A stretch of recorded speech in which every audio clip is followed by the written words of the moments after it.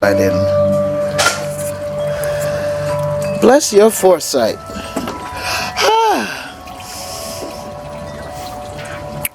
She just.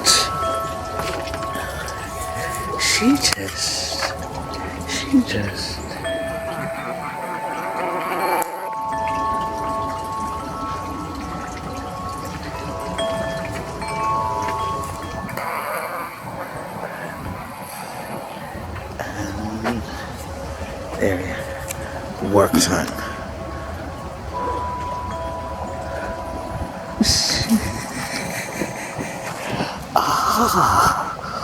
Oh, see?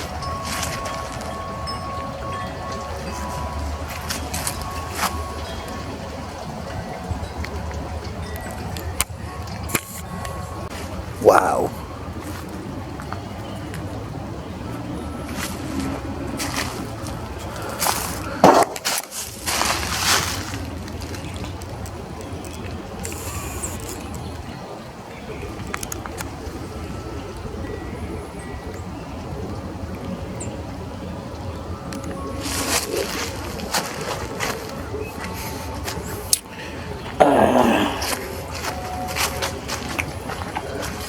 Look at these colors. You are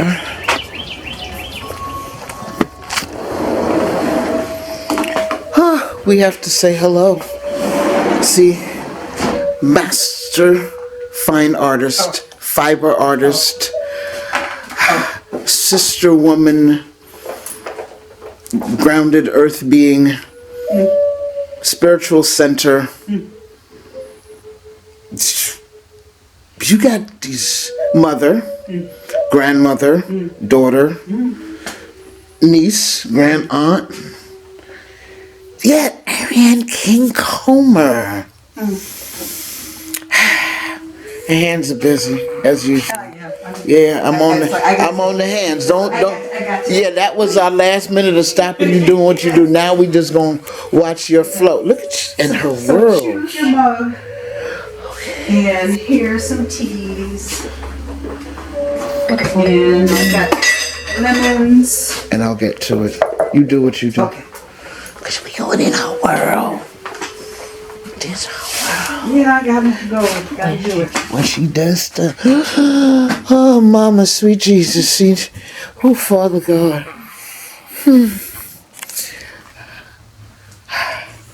Okay, I don't want to have to wait till I fully grow up to have the art space to play. But you feel it, right? And that's important. Oh, yes. Because if you have it, then nurtures your... And they are so crying because they know they're a little upset with me. They say, okay, because I have my mother's overlock machine. Okay. Oh, yeah. It there wasn't a will, but everybody knew that overlock machine was mine. So it came back from Jamaica. Where in Jamaica? Kingston. Okay. Yes, it was in Kingston with her, and it made the journey from New York, Baltimore. Then it sat in Baltimore till I could be ready. I hear you. So on that final run out of New York, I had to leave the port of New York, go to the port of Baltimore, pick up the machine, and come to the port of Charleston. I hear you. The whole time carrying an anchor. Yep. Oh, man. But it's waiting for, because it knows when it has space, it'll get a sewing machine to play with.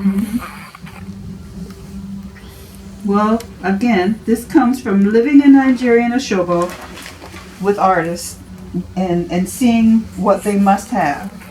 It comes from going to graduate school in Michigan at Cranbrook and see artists that aren't playing and teaching you this is not a joke. This is what you gotta have, and you must demand it in order to, pull off your craft. Right. There ain't no tools to play with. I spoke with muralist, well, he's much more than a muralist, just quite a few things. Ken Reyes, while in Trinidad, and it's like he says, he sees words, he may not pronounce them correctly, recognized as being dyslexic when he was very young, but the mother And grandmother always made sure he had art supplies. Because they know.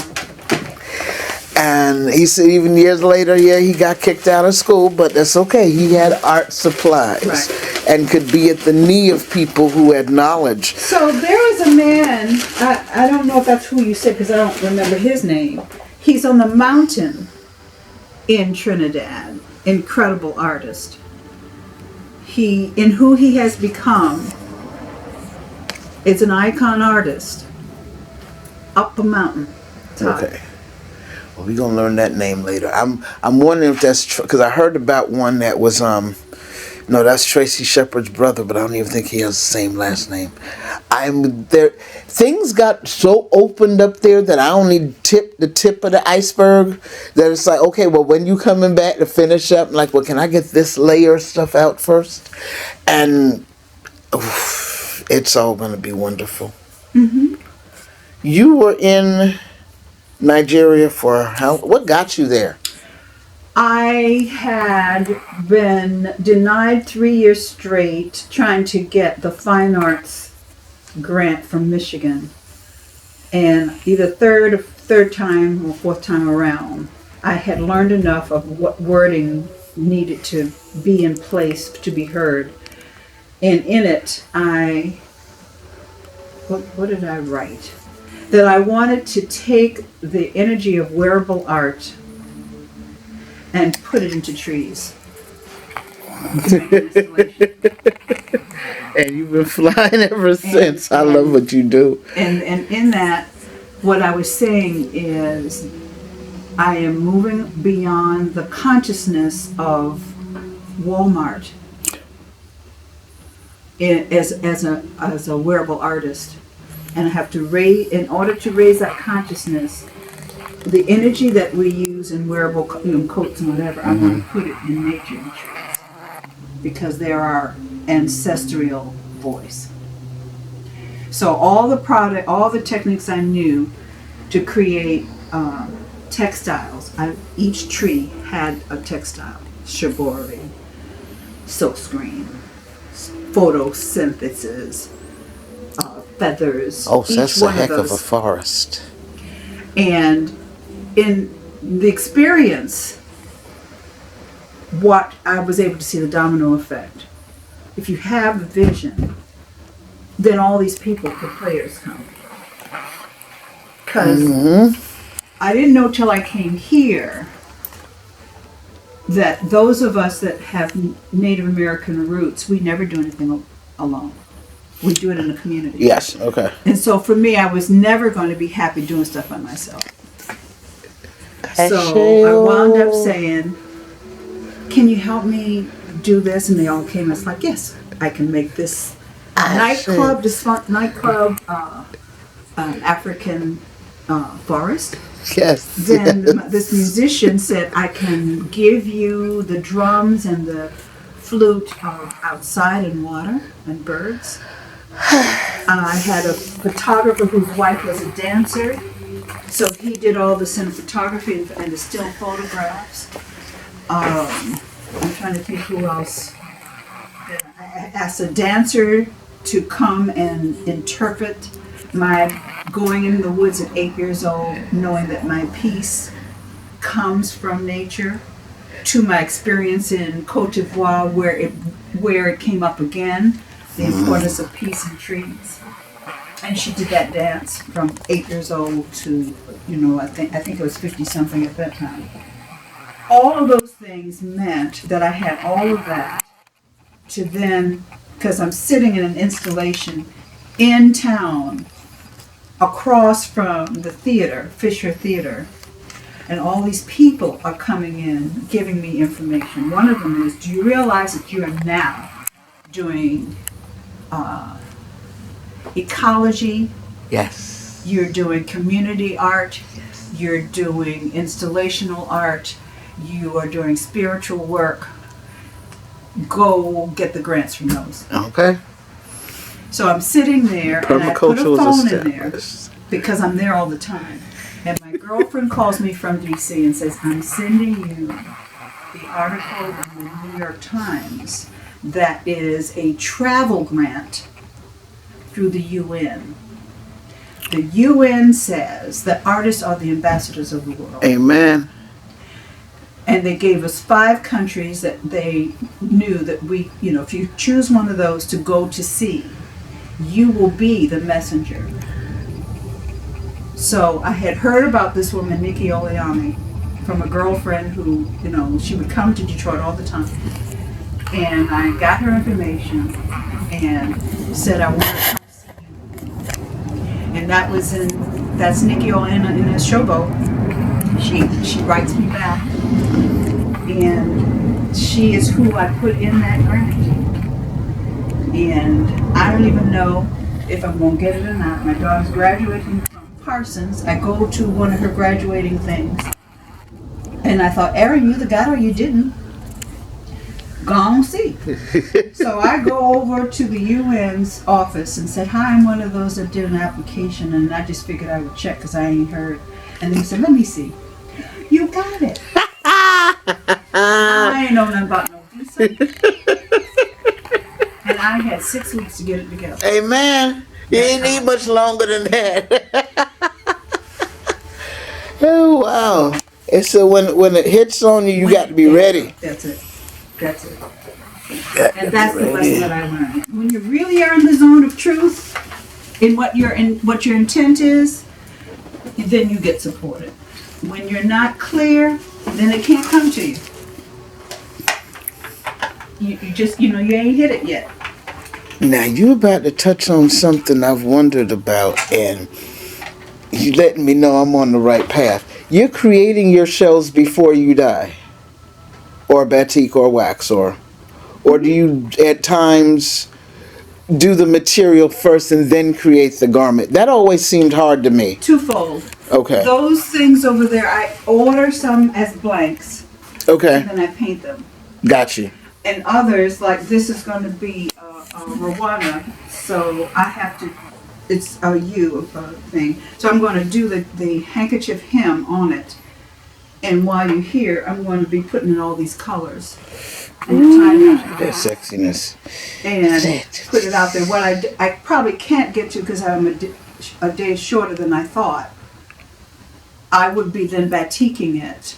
I might still do that and just show this to them tomorrow as a process because I've run out of time. But I've seen, you've had some innovative workshops. You've been traveling, doing things in spaces and places. I'm going to gloss over one part real quick, but it got you here to Charleston. What? Okay, so. And then getting here. Because any of us that go and know to go into a city and then just branch out, that's what you learn about your craft. So that's what I go for. I go right to the sources of people who are the source of creativity or make things happen, the ones. And in it, I am in Detroit. I go to the watering hole of one of the galleries. I hear about Daughters of Dust being produced. The daughter of the owner of the gallery is she is the photographer documenting the film. So I hear about Julia Dash through her. Okay. She's telling me, girl, I'm staying and saying she's staying on Ladies Island with some Gullah families and following them because she can't stay in a hotel. So she's staying with the family. She says they walk the roads with the moonlight and they feed you from the ocean. And her point was it was the most healing experience I've had of going home to. So this is back here. Hear it. Let's tuck it away for good measure. And then the film comes out. I am affiliated with PBS because I'm watering hole, you know, before. Yes. So I know when it's coming out. I know through the office of PBS, they give me the documentary after it gets aired. Or, you know, it's like $13 you can get. Let's study this. And then I take it because now I'm seeing the whole part about Nigeria. I already know I'm going by this time. Okay. But I see this documentary, and I already knew from Sharon about the Gullah culture. So I take this with me to Nigeria. And then the artist watching it then fill in the holes. So for me, hearing that, it's like you cannot go to Nigeria and not go south. Because I'd only gone as far as North Carolina. It's like, because I'm ready now to leave the United States. I'm ready to live in Nigeria. But, you know, when I go there. Okay. But what I realize is you start knowing that you are just a medium. And just listen to where you're supposed to go and what you're supposed to be doing. So, being over there, two things. The Yoruba women tell me of my Native American heritage, which I don't even know. I don't even know it. They tell me. And the second thing that I hear from the artist is the connection of Native Americans' concept with Yoruba. And that's why I'm resonating. Yes, they dance well together. So what comes to me is you've got to go to St. Helena. You've got to go to where Penn Center is. You've got to see. And as soon as I hit St. Helena, and I'm looking at the Gullah people under trees, talking, communicating, and it's like, oh, so this is home from Nigeria. And my partner, who I take to the Yoruba village, then the connection is really there because he's editing, he's seeing, he's, you know, stuff that I wouldn't have seen. He's like, this is my cousin. Okay. Here, look at this face. And I'm like, oh, yeah. So that's how. And Charleston at the time seemed too oppressed for my spirit. I was like, they got too much work to do. They're not even looking in my face. Okay. Oh no, that's too much. I'll be back. Yeah. But in St. Helena, they're being from their ancestors. And I said, oh, I can do this. I've got enough ammunition from Detroit. I don't need to be in Detroit. I need this water and these trees. Woo. Alrighty, they taught me how to be able to do this product as long as I can get fire and air. Amen. And get these dyes in here. That's all I need. And that's how I did it. Now that marriage, now you go to Oshogbo, you're there for how long? Supposedly a month and stayed 3 months to see the Ashon Festival. Oh. And that too is magical because flights, the length you stay, the more your money should be for the fare. Mm-hmm. I hear them, and I go downtown to Lagos and said, I am, got this grant from the UN, and I'm supposed to leave now, but I really need to see the festival. That's right. And they gave me an extension day and say nothing about more money. They knew you was coming home. It was okay. So magical stuff like that we don't know. It's here, but we don't know it like they know it. Mm-hmm. I mean, I actually saw them pray a waterfall, a rain storm away. I saw that. It said we do that in Jamaica. And so once Jamaica start praying for that earthquake, for the hurricanes to turn, it always does. It said that's because everybody comes out in Kingston and goes to that stadium. And the power of prayer, you cannot put it aside. It is necessary and needed. Right. Necessary and needed. So that's the second time I saw it in the native, community. They just do it and go, it's not going to stay here. And I'm like, okay. Well, don't you think you would, I mean, one would believe, look at all them spirits that walk with you. Yeah. I mean, Yeah. yes, they dance together. Yes. That I do get. They dance together. That's not like my sewing machine and my computer. They don't need to be in the same room. It's a competition. Here, everyone's dancing. Batika's dancing with wax, dancing with Ingo, dancing with tie-dye. So you ain't nothing alone about you. All of them are dancing with you, and if y'all could just, you'll sense the harmony. You feel the harmony, folks.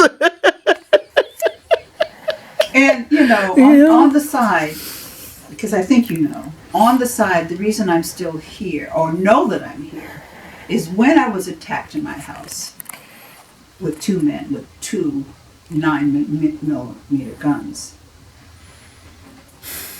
Of course, it took me a minute to get back on my feet because I was a sick puppy from that experience. But I know that they walked into that house full of fetishes, full of all of these collectibles from all my collection. My door was never locked in the showroom. In St. Helena. But nobody did. So the fact that they broke the door down thinking it was locked was foreign. Foreign, yeah. That's the first thing that comes to mind. So the good part is my ancestors and grandmothers make me, in my shock, I'm numb. I'm moving, but real slow when I'm in that. And in that, then they don't know what to do with this person that's just moving around them. Nude, they stripped me. My animals, which I have doves flying around, a cat and a dog, they're following this nude woman wherever they have me with these guns. Now, these young men don't know what that is. The dog, who never growls, was getting ready, and they put the gun in his head, and I said to Matoro, don't. So he stops, but he follows me.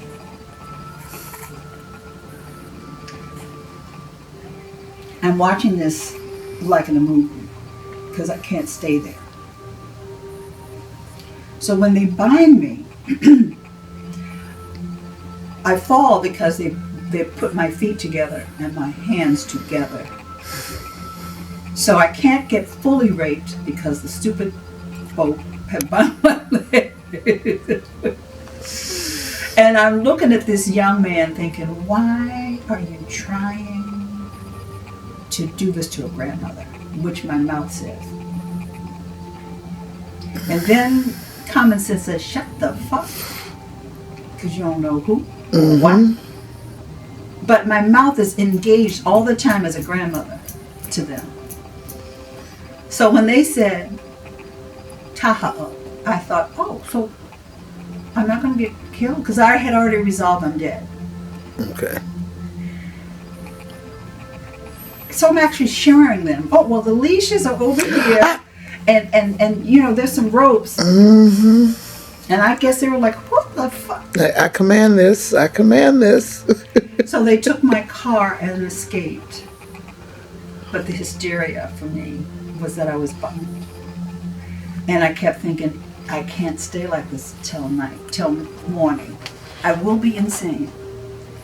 God help me, because I can't stay like this. And I can't walk out nude. That would kill me too. So I began to realize your limbs, your legs are the strongest muscles. Move them. And that inched the roping away. Then I was able to find that they put all my phones in the toilet. But when they broke in, I had a phone that was that they didn't see. So I called 911. Hysterical, but I called. But my point is, the experience, I know I'm here because I didn't know what the fuck.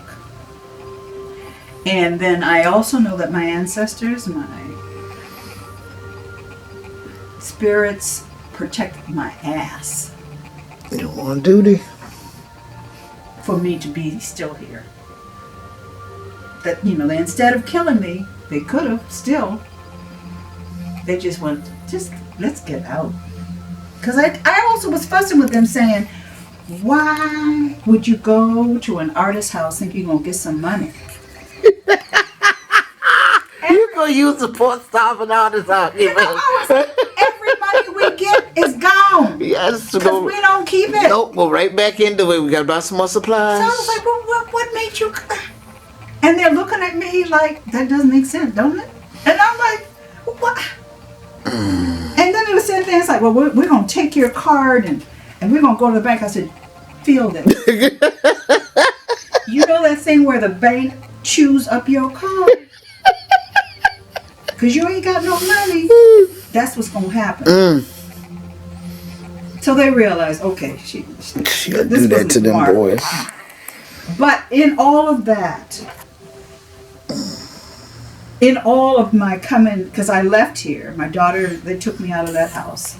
I went back to Virginia thinking that I'm back at my ancestral home with my grandmother, who's from Surrey, and they're, you know. So I'm thinking, okay, I learned enough to say, well, I'm supposed to be coming back home to be my grandmother's voice.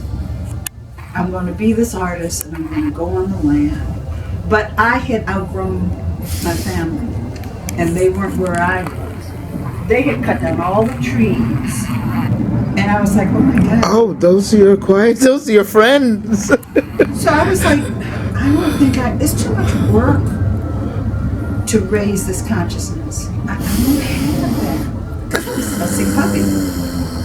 Then Frank Martin calls me and says, are you well enough to come back and bring me a tree for an exhibition with 15 artists at the City Gallery? Yeah, hold up. So you're still, you were fully out of state at that time. Thinking I'm done. Because my spirit said I'm done. You were done with that phase. And I had learned enough that, you know, your ancestors, since you stupid and don't know when to let it go, we're going to help you do that. We're going to close this door for you. And I thought, okay, all right, I'll close the door. And drove, you know, my animals, my doves, everything I had, and my art supplies in a van, and went to my dad's. But I didn't fit. They didn't understand. My feelings were hurt all the time, and because they didn't understand, in the long run, watching me do my art, they, you know, sort of learn. Oh my God, look at this child. You know, she is a full-blown artist. She is doing it. So they did learn that. And then they got to see my contacts of who I am came and got me and brought me back here. Harriet Green, long distance, said, get your ass back here. You can't leave. I was like, are you aware of what just happened? She said, I don't give a shit. You know, that kind of. Mm-hmm. And that's what got me back. But this time it was Charleston. And that's how I got in, you know, to you had peoples. You had family. They was looking for you. See, she gonna make me cry with that one. Well, that's why. Because if you put in the work here long enough in certain measures, even if you don't think, you don't see them every day, but there's peoples. Well, I am so certain. You're part of a process. Why we're together today. Part of a process, most definitely. Because we've seen each other, side each other. We've never fully got to spend time with each other. And I'm wonderfully gracious for this day. Now, you can keep talking and do your thing. I don't mind me in this camera. It's seeing everything. She got books that y'all ain't never even seen you need to learn. Like Face of an Island. Oh, man. Face of an Island, Africa adorned. So those 3 months, intensive 3 months. I have 15 raw footage of the interaction of the artists' villages that I in those 3 months. Drummers, potters. See, that's what I'm talking about, Lord. The farms that have indigo growing, because it isn't in rows like we have. Right. And, and I'm living with Nikki Oleani, with artists every day. I mean, so it... And, the fact that they feed each other as a community, and the food isn't left. There is no leftovers. And the fact that I saw an artist who's between 98 and 100 something, still sound at the head of a village, Indigo Village. And her interpreter is her granddaughter, who's 60 something. And I'm so American eager, I'm like, tell me, and she is saying, mumbling to her granddaughter, I ain't talking to her until she pays me 20 naira. Okay. I was like, but I have that footage of her talking, of them doing indigo. It's a village of indigo dying. But what I see is, how come she is alive, vitally, soundly alive at 104, and we are dying in 54 in the United States as a textile artist?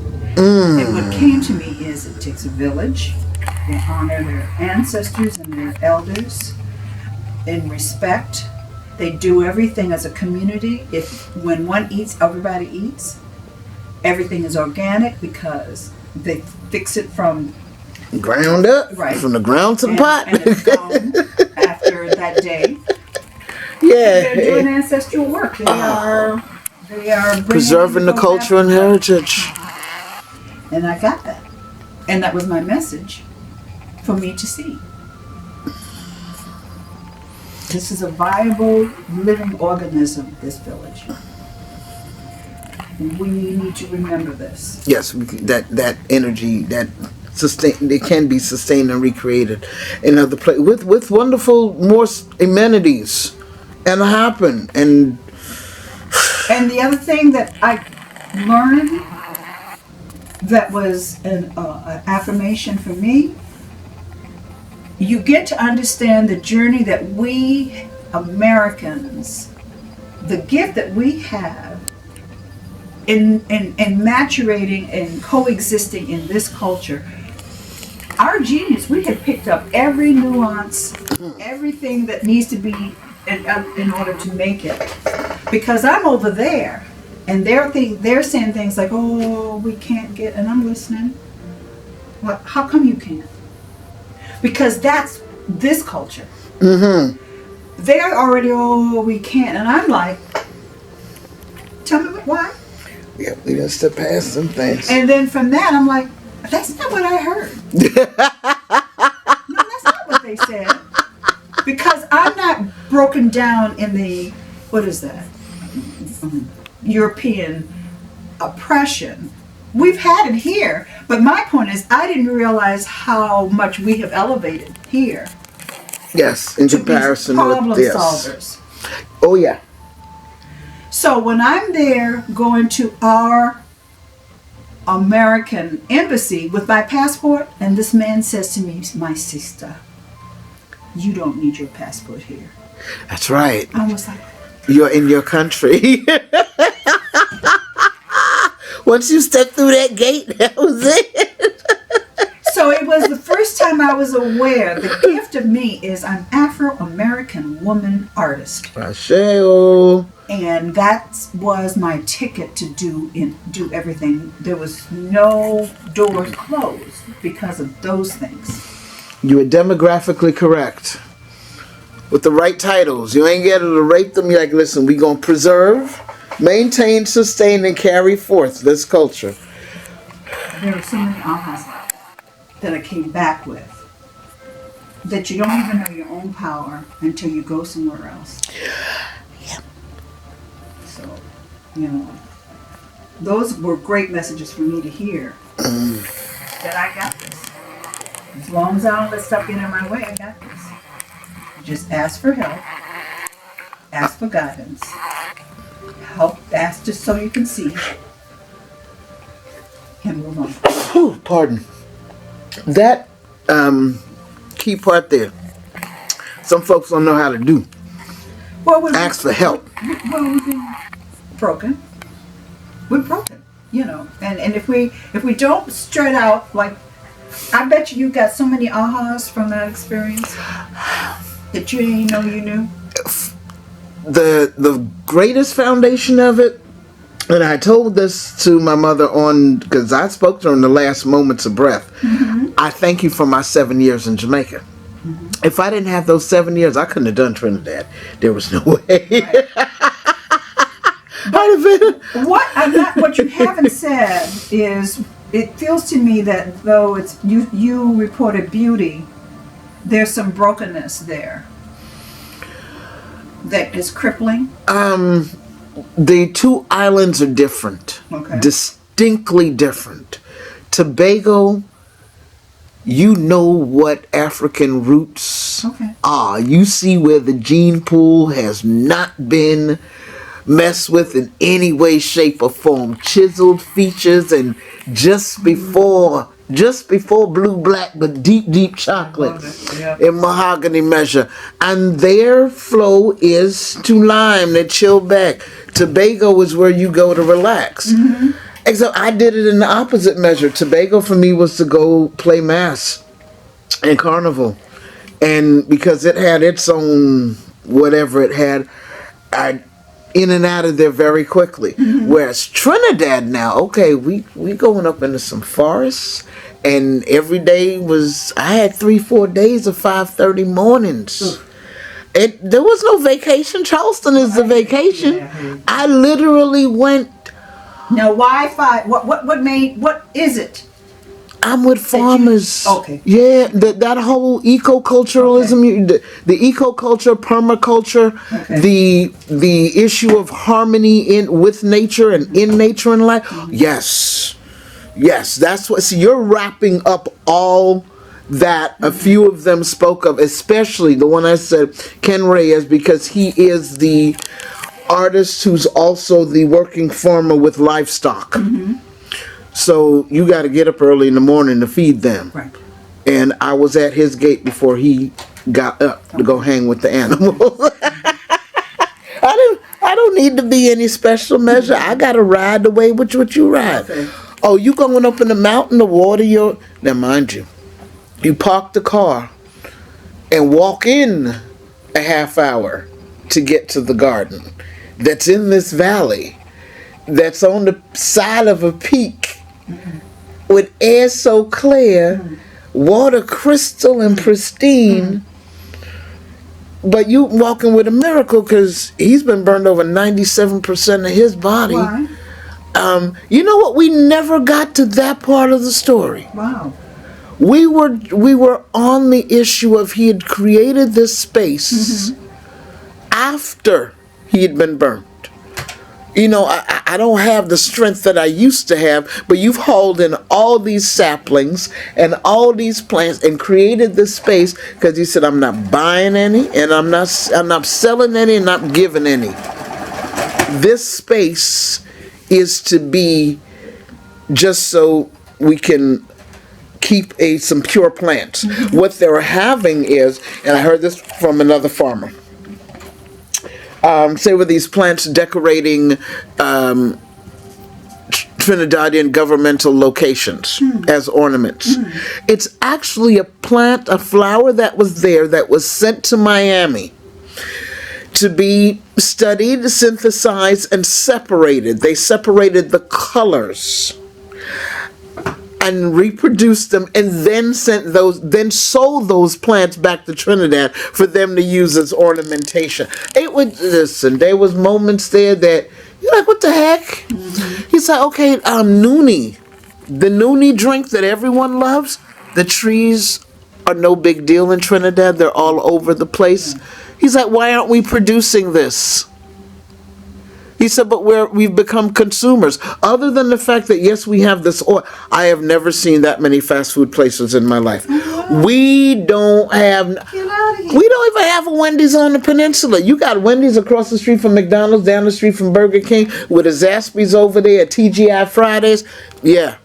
They said the newer generations are not into cooking. No, but that process is going to get It's going to get them. It's going to get them. I miss the rhythm of the machine. I know the sucker hurts. That's why I don't even think. I know it'll come in time, but see, I can't cut and stitch on the same day. Yeah, they have attitudes. Okay. They're very distinctive as to how the work goes. Well, the only reason that for me is fatigue, and I know I'll be told stop because you're gonna hurt yourself. Yes, because you got to be able to finish the job. Not lay down a day or two in between. Right. Shoot. Now, you have been teaching these, what is it, wax relief batik, tie-dye. You've traveled to D.C., well, back to D.C., but this time in big spaces and places on exhibition. You're a fiber artist. How'd you settle on that one? Because I've been sewing since 11. Okay. And when you start looking, when you go into fabric stores and there's a skewer on the side and you start realizing, oh, that was made home. That was made in Ghana.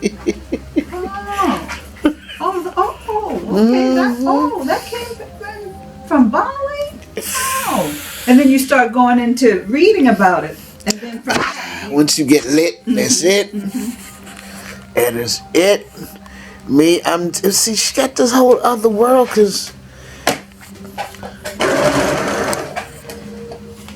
now you've created these pieces as well? No, those are the countries I've been to. Okay. You know, you go to the marketplace. I always go to the marketplace. Ah. And that's all how I sort of back into. I didn't know when I went to Istanbul until I went to the marketplace and saw stamps. And I was like, because I didn't read. Okay, you didn't get that far in the book. They ain't give it up like that. So the fact that this stamp is here means y'all do batiking here. Yes. Then the other is to realize, though, that in Istanbul, they are banning, discouraging the celebration of culture. So here I come looking like a serious gypsy to them. I'm already banned. Because the culture is about modernism. So I wouldn't have known until I went to the marketplace where your gypsies are selling about the culture that used to be. But while I'm there, because my daughter's a designer and was doing a line of jeans, I get to hear from the family of young, they're 30, they own a company that had a boutique in, the textile part of New York, that their indigo was destroyed in their last war.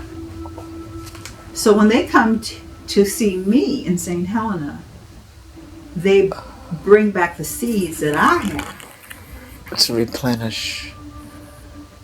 Now, even though I'm saying this to you, that doesn't make sense because Nigeria is closer than America. But the conversation, the road in, that's you're the softer appeal and the lesser way in. Or they're in New York, so they can come down here, and they did. They bought seeds for me. Plus, you reintroduced them to a life that grew. Wow. Now, our seed, in case you don't know. No, I don't. This seed came from Antigua to here. But it got to Antigua from India. So this indigo plant that we have is also in India. But Antigua is where, and enslaved, whatever. But because it's Antigua, it became a huge roping vine tree on the coastline. You can go to Antigua right now, and the indigo plant is huge, barky plants because it didn't die. I mean, it's nothing. Wherein when it came this way from Eliza Pinckney, then what happened is the seed, and botanists realized it saved itself because we have a winter. Okay. So there was no reason to have a seed bloom, a flower bloom, right, in India or Antigua. It comes to South Carolina and saves itself with a flower. See, won't he do it, right? But in doing that, then that's why South Carolina became such a bumper economy of indigo, because they had the seed and they just throw it in every March. And because it's a marsh plant, it's why South Carolina got Wow. burnt.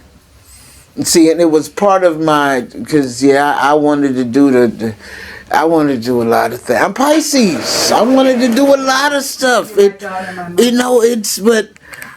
you come across this life that says, listen, plant a seed. Because if I plant a seed in somebody, then they get to do it, then I'm going to live vicariously. Because I can't do it all. Okay, why is this not holding? Okay.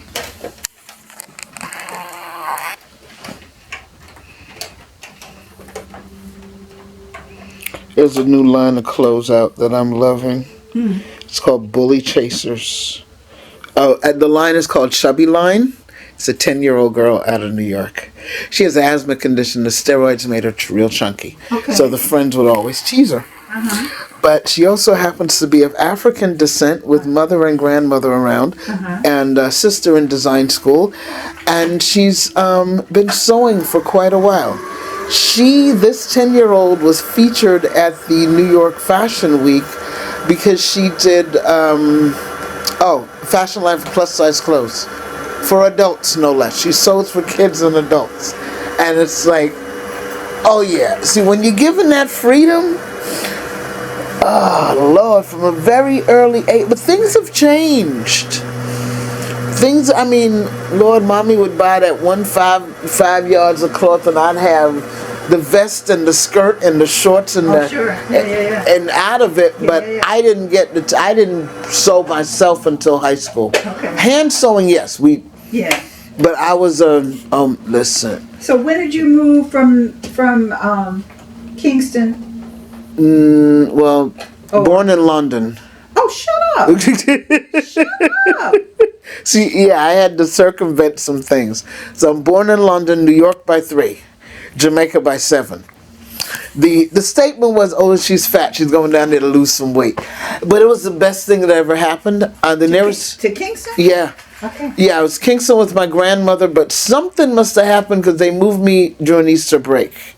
And then I went to Spanish Town. I was in Spanish Town, St. Catherine, on a chicken farm for 5 years. Yes, that was life. I lived with a Scorpio and a Pisces couple. And I'm Pisces, so it's okay to wake up the elders and say, what dreams did you have? Or daddy didn't bust your behind too often, but if he busted your behind, it was worth it. It was something you did. But they were just good people in Catholic school. And so they weren't your relatives? No, they were my brothers. People. Yeah, they were my brother's godparents. So I boarded in people's homes at a very early age. Even at 7, because 7, I'm in my grandmother's house, but we're on one side. Well, no, she slept on one side. I slept in old maid's quarters on this side, but in the front part was my aunt and my cousin. I didn't know that we was 2 dog. I didn't know my mother had married 2 dog. I didn't know about all that stuff. And who had lighter hair, good hair, and this, that, and the other. It came down to things like this. You with siblings or by yourself? I was by myself. Yeah, like I said, everyone else was middle school or high school age. So I would miss the bus. My brother had to get me to the bus stop. The bus would be missed some mornings. Daddy worked the day shift, mommy worked the third shift. So you come home 8:30 in the morning and there's a child sitting in between the front and vestibule doors because he doesn't want to leave me giving full reign of the house. This is my brother. So if we'd missed the school bus, he's going to leave me in between both those doors until my mother discovers me. With no cell phones back then. She'd come in from work and here's this kid sitting here and all she wanted to do was go sleep or do whatever her routine is. Right. So either way, suffice it to say, sooner or later I was shipped to Jamaica. But one of the best things that ever happened. Shipped how? Plane. By yourself? Yeah. Shut up. Yeah, I wasn't too bad. I wasn't like the other two kids that was traveling. They had these big signs on their chests with their names on it. But it was great.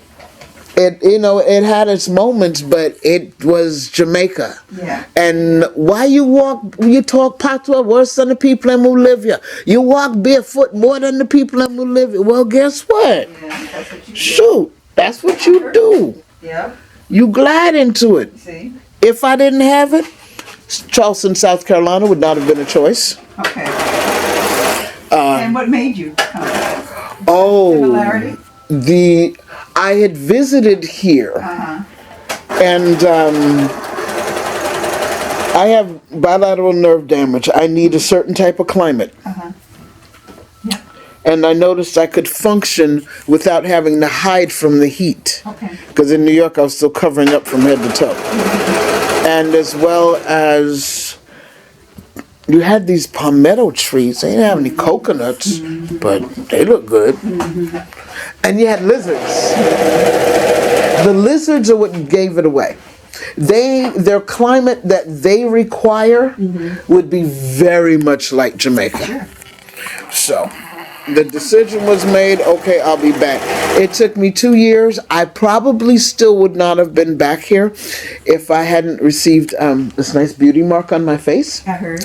And in receiving that, it gave me license to want to live. Okay. Time to get to Charleston. And June will be 6 years. What sustained you the 2 years of healing? How did you do that? Oh, no, this didn't happen until the 4 months before I got here. It happened here? No. 4 months before I got here. Okay. Yeah, I visited in 2008. Okay. Spring, it was just before Easter 2008, because it's for my birthday. This happened in February 2010. And it was at that point, because, you did the certain things. At that point, there ain't no place else to go. You've covered everybody here. It was covering everybody and their grandmother and forgetting about self, which is probably why I was in the situation. Because I could have been gone. I didn't have to stay. My daughter was already in sophomore year of college. Because initially you're hanging around, okay, you got to graduate high school, this, that, and the other. No, now you in college. I should go. Nope. Well, you didn't feel it, right? It wasn't time yet. You wrapped up in whatever emotions with this one and trying to make sure that one's straight. Yeah, right. This went down. There's a Muslim man who would always selling incense and stuff on Broadway. Oh, I see you got your gift. The others around me who heard him didn't understand what he said. I understood what he said. I got the license to leave and live. And I did. And I ain't turned back. I've been back, twice since? Twice. My daughter had... Those doors that closed, they talk about the fork in the road. Some of us don't have them. No. Some of us is like, you need fork. Let me help you out. That was. And when you get there, don't hesitate. Well, you ain't got no choice. That broke. That's it. Don't stutter. Yeah. Don't think, because I literally came with that overlock sewing machine, an anchor. I had found an anchor on the street. This is a real anchor, not even the fake plastic one. My godfather, he said, only you. I said, well, yeah, man, y'all gonna make sure I travel well, because sooner or later I'm gonna have a house to go hang that sucker in. We still working on that measure. And 10 yards of white material. I have not yet had the opportunity to sew those 10 yards, but what I have been able to do is add to that white material collection. What Baba Juan call it? Aso Fun Fun. The Obatalamo. That's why I could ask you about the issue of creating the shell before, because I like the block items. I like that this is the piece. I just want to see it take life later on. Which is why I may buy packs and packs of t-shirts, knowing that, okay, wear them in a little bit and then just stack them. Because they're all going to get tie-dyed one day. That's true. They're all going to get tie-dyed one day. I'm still feeling that my message to you is you have everything you need to be who and where you want to be. And I think that's why I had to have you here. Because you have the ammunition. You have every ingredient. You just haven't given yourself the permission, and I'm feeling that's what I need to say to you. And that's why I had the last one of my posts said, you've been working the brand. You put the work in, you've been working the name, why split the brand? Because everything from Trinidad I was going to stick on another page.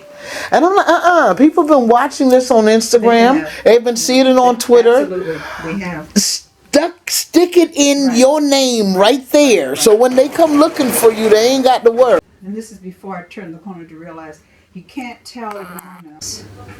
And let me have you have this visual. I know Nikkei while I'm in Detroit, and I see the documentary Kindred Spirit. She's one of them. Kindred Spirit is about the artist's soul. It's got to do what it's got to do, and it's Nigerian artist. For me, I get to understand absolutely. We move in a different tribe, even though there was riots and everything around. Artists are living totally different than that reality. That's how I knew to get to Nigeria and be okay. Okay. So, what's my point? Going to Nikkei's, which as soon as I left, where was I living? No, I was still in Detroit. I don't even think about that I know no one when I'm just getting this stuff done. That's right. It doesn't dawn on me till I'm at, what's the thing, Kennedy. I'm like, oh my God, you don't know a soul and your ass is going. And then the other thing was, too late now. But the other part that happened that was like a slap, that whole journey, is how angels and ancestors were like, bim, bim, bim. So, the thing about travel, that's another culture, and you start using your other antenna to know how to move, and all of you are doing that. So you begin to know the spirits that are around you that you can connect with, and it happens just like that. So when I get from New York to Paris, I see this brother. We're all, you start channeling and you know who's going to follow you. We're in a holding pattern when he's aware of me and I'm aware of him. We don't know yet what language we're speaking, but you have this universal body language thing. He's saying, watch my stuff, I'm going to the bathroom. And I say, sure. Got you. And then we hear, we're sorry, the plane that you're supposed to be, we have to change because there's a motor problem. Your next flight's going to be at 5. He knows now watching me. Who are you going to go see? I tell her. Did you change money? No, I haven't. Did it because I didn't know to change money. I'm, antenna, but I don't know that one. I get to say to him when his boxes go through. He was getting ready to resist. I knew enough from my travel to say, no, they're not going to hurt your stuff. They just want to do it. And he says, okay. He in turn now is saying to me, did you make Alan? I said, no, but I have $5 I said in ones. Because I already know it's 90 something dollars to our one. Okay. He knows you are a caca.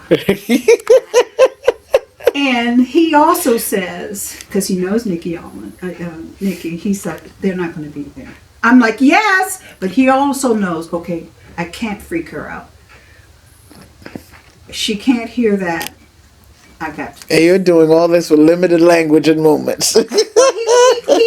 He is from Lagos, so he's speaking English. Oh, okay. Oh, okay. But now he also is aware from this culture, I can't be right in her face. I'm just going to let her know. And I'm comfortable with that. He knows the fact that we're not leaving until 5, we won't get to Lagos until 11. They're not going to be there. Riots and stuff. He knows he can't. He's telling me, but I can't hear it because I'll freak. Sure enough, we get there to 11. And what he says from wherever he's coming, be behind me. Okay. Let me go first. He got you. I see the corruption that I don't know that's there, but he does. He knows, and he's got the money for it. They know that what he's got in those bundles are computers he's bringing into Lagos. Okay. He was in the in U.S. buying these for his company. The people at the airport, oh, you are, brother? You know you got to dash this too. And he's like, gotcha. Whatever. Mama used to do it. And then I see it and I'm like, oh fuck, I have Angels, because I had already recognized being an ambassador from Detroit. I have hair product. I learned all this stuff. I got jeans. I got all this stuff. I've got a rag doll for her daughter. I've got all these gifts. I have reams of silk. I have a pot. And they get so pissed trying to pull all that shit. They were like, you got nothing that we want. So they just put my stuff back, and he's now saying, oh. Now he knows I told her, but she can't hear me. So when we get out, of course, there is no Nikke's, nothing. He says to me, so get in this taxi with me, and I'll take you to my house. By this time, I'm like, whatever, I'm going. Let's roll with it. So when I go to his place, he is in Lagos. He is a businessman. What I see on his face is pride, because he is so tickled to watch me go through his compound with a gate. Okay, and the man at the gate and the people who come out. Now, because the plane, we were supposed to get on at 3, I had timed myself to drink water and my malaria pill in Lagos. I ain't done that because we get switched. So my pills are somewhere, and I ain't got no water, and We are now at his house. His grandmother is in a king-size bed. They speak in Yoruba. Could have been Hausa, but I think Yoruba. And she's saying to me in elders, because I'm like, oh no. She's like, shut up. Don't wake me up. You're going to stay here. And I'm like, I got you. I guess it. Be obedient, child. So I'm now hearing him talk all night long to somebody. I'm hearing the mosquitoes singing. I ain't peed since 3. Oh, Lord Jesus. I go to the toilet and don't know where no lights are. Don't matter. There's no water in their toilets. They got the convenience because they got it like that. But they don't really care. And while he wasn't there, why would they keep water in there? So I'm peeing in a hollow thing. And I realized, listen to the mosquitoes, you got to get this sucker down. I don't care how big it is. So I am using my saliva. Oh, to get the malaria pill down. Yes, yes. To experiences. While getting to his place from the airport, we are absolutely ambushed. He gets out, tells me to stay in the car. They make him go to the trunk and pull everything, and he's dashing. And then we get to go where we got to go. That's one. Yeah, Nigeria ain't no joke. Two, because they don't sleep, and who really did not sleep, but I get up, and he has taken his driver and gotten Nikke's driver to come to my house, to his house, to pick me up. And his point is, I don't need me telling I told you so. Well, here's where it is now. I'm getting all this. Then now Nikke and her manager have picked me up. They've got Nikke, whatever, on the side of her station wagon. What I don't know is because it has Nikke that's on her station wagon, we are going through checkpoints that actually, without that, we would have been robbed. Praise God. So you had picked your vehicle from way back when. Kindred Spirits was the film, wasn't you, saying? So then I'm talking with them, and they go to a gas station, and they say, "Have you eaten?" No, I haven't. And they are happy to hear me say, "I want pounded yam." Yes, sir. And no, I can't eat beef, but I can do chicken or fish. And they were like, "Okay." And I'm like, I'm in there doing. They were like, "Okay." She's ready. Because I was prepared for the backpack and armed, because I'm thinking mosquitoes are going to be all over me. I think that's where I'm going. Okay. We, 3 hours later, hit this hill, and there is a fence that is cement, and it has sculpture all the way around. We go to in the front of it, a wrought iron, like a Philip Simmons gate opens, and we go in. I'm hearing drums. I'm seeing dancers. Oh, I want to go. And I'm doing this. Who they folk? Oh, yeah. And I was like, oh my God, they're doing this for me. Oh my God. Ooh. Oh Lord. Oof. They're just saying, I mean, they just do it. And I'm going, yes. so I get up and I'm like, I'm home. I'm looking at all these flowers that she's got all on the inside of this incredible fence. I mean, roses and everything. Peacock, rooster, chicken, and art everywhere. She ain't nowhere else. She busy.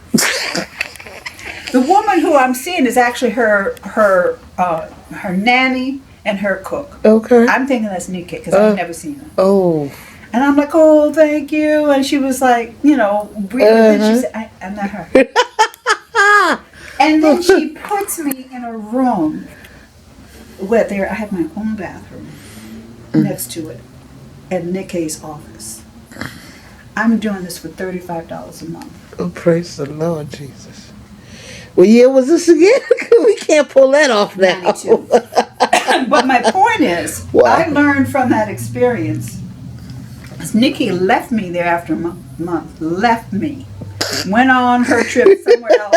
And I'm like, oh, she was like, you'll be fine. Yes. But what I saw in the way that she lived, she had artists from all over the world staying at her house. That's what I see. That's one of the main reasons I need a home. That's one of the main reasons I need a home. Well, that's what this is.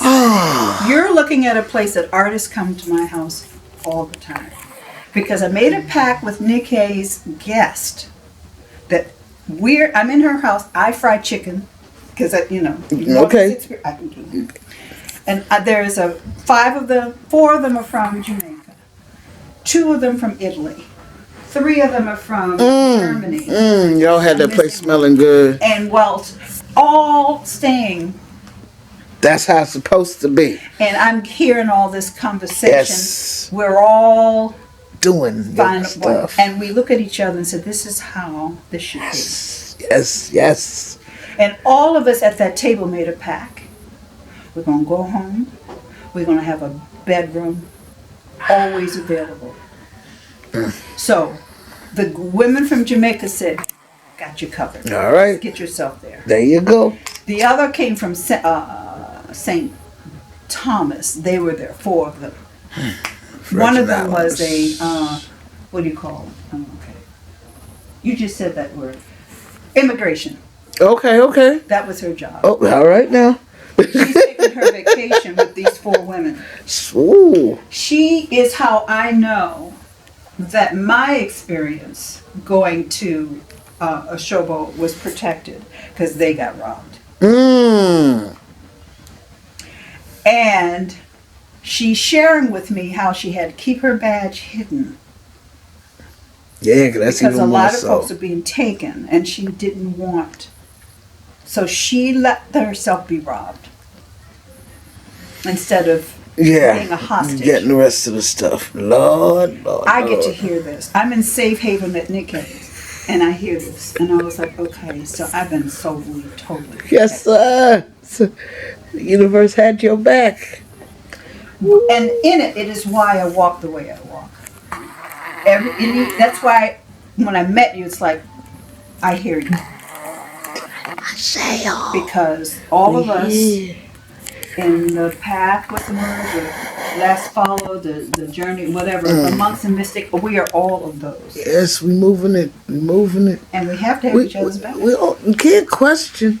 I stopped that issue of question a long time ago. I mean, there was a time where you sit up there like, okay, God, listen, some of this stuff, it hurt. Why don't you tone down on some of this stuff? Then you realize, oh, I had the audacity to wrap my tongue and say, I want you to stop X, Y, Z, but you took A, B, C, and D with it. So I tell you what, Lord, I'm going to learn to cope with what you're giving me. Because all of them are interrelated, intertwined, and they need each other to work well. But right now, my question, my prayer though, because I'm older and tired, is, my son who's, 30 years, whatever, younger than me, says, because he's an intellect too. His father is a minister, and so he has dissected the Bible. And he's like, why did you all want to be integrated? What makes y'all think that you should be integrated in a culture that never wanted to have you equal? You wanted to go to a culture of people as if they have it, they got it. But when the truth is, we have something to teach them in what integrity is. From our, motherland of being there for each other. They don't have that. Theirs is empowerment through control and monopoly. And y'all trying to be like them? What's wrong with y'all? Why do you want to be dancing? But my answer to him was, we in ourselves have been bruised, damaged, oppressed, and we're fighting to move away from that. What you don't see that I see is, it's not that I don't think that poop doesn't stink. I know it does. But their attitude of affirmation they deserve is what I have to be reminded of. Because I fight every day. With that entitlement issues? Right. From the cell thing of oppression. I have to fight it every day. Because I came from it. I came from segregation, I did. So I every day have to move away from when the police come, I can't breathe. It's in my... I have to fight to say, hi officer, what can I do for you? Versus not breathing. You see, some people don't look at those struggles. They want to think that things were so far away that there are generations who are still feeling the pain. You have someone who said the other day, I don't see why is it every Black History Month we gotta see African dance and hear African drums. I don't see why is it every Black History Month we gotta hear gospel. But Ann Caldwell said something the other day. It's not that they were happy. They had to sing themselves happy. The level of depression and mental illness that came as a result of being, and I'll use the words that Ken Ray has used, being the Negro as opposed to the African, because the Negro was developed on the plantation. He was devoid of, or hard pressed to find his culture and his heritage to keep him and sustain him. Mm-hmm. So when I sit up there and say, no, but you would want, nothing ticks me off more, and people have seen this, when people don't know how to respond to the drum. Mm-hmm. I get offended. Your soul's supposed to recognize the beat. Mm-hmm. Now, when I came back in 95, back to Nigeria, where I had 50 yards of indigo done, because I knew I had to go back home and get it done, for an installation of the tree. Came back and there were 4 Nigerian artists that came back and stayed at my house for heritage. Okay. We created a little float, borrowed somebody's, pickup truck, put all the Yoruba fabric all over it. The drummers, there were 2 drummers and 2 dancers that were in the back. And they're just doing it. And I, somebody was supposed to drive, they ain't come. I was like, oh, we gonna be great. So I'm, my mother sees me, she's like, what the heck? I was like, hey, you got to roll with it. But what I saw, because there's a place on St. Helena on 21, now maybe not so much now, but then, that is just road and trees. Mm-hmm. So when the drums hit, it vibrated through. So you would hear it, and then it would come back to you. That's the first realization of what the memory is on St. Helena. I'm hearing it. The second was the elders. As soon as they heard the drums, they could have been like this. That's right.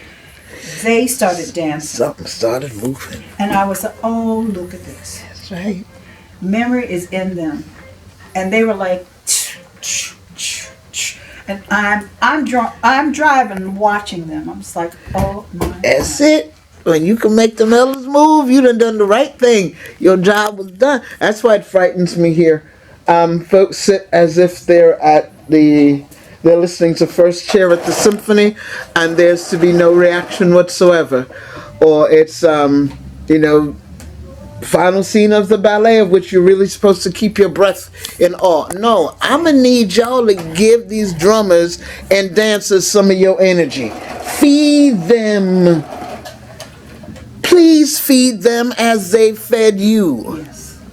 But, folks think I'm nuts. But I ain't gonna look. I'll be hard pressed. It's not that, I can't go get that ride on Saturday mornings to go to North Charleston. Mm-hmm. But come on, let's see. There's 2 or 3 of them. 4 of them even have rehearsals the same darn day. Mm-hmm. Some of them on different sides of the same location. Mm-hmm. But I'm a peninsula girl, honey. Mm-hmm. Y'all gonna have to bring them licks right here. Because when I first got here, I remember, before I got here, I was receiving letters from someone who was incarcerated in Berkeley County.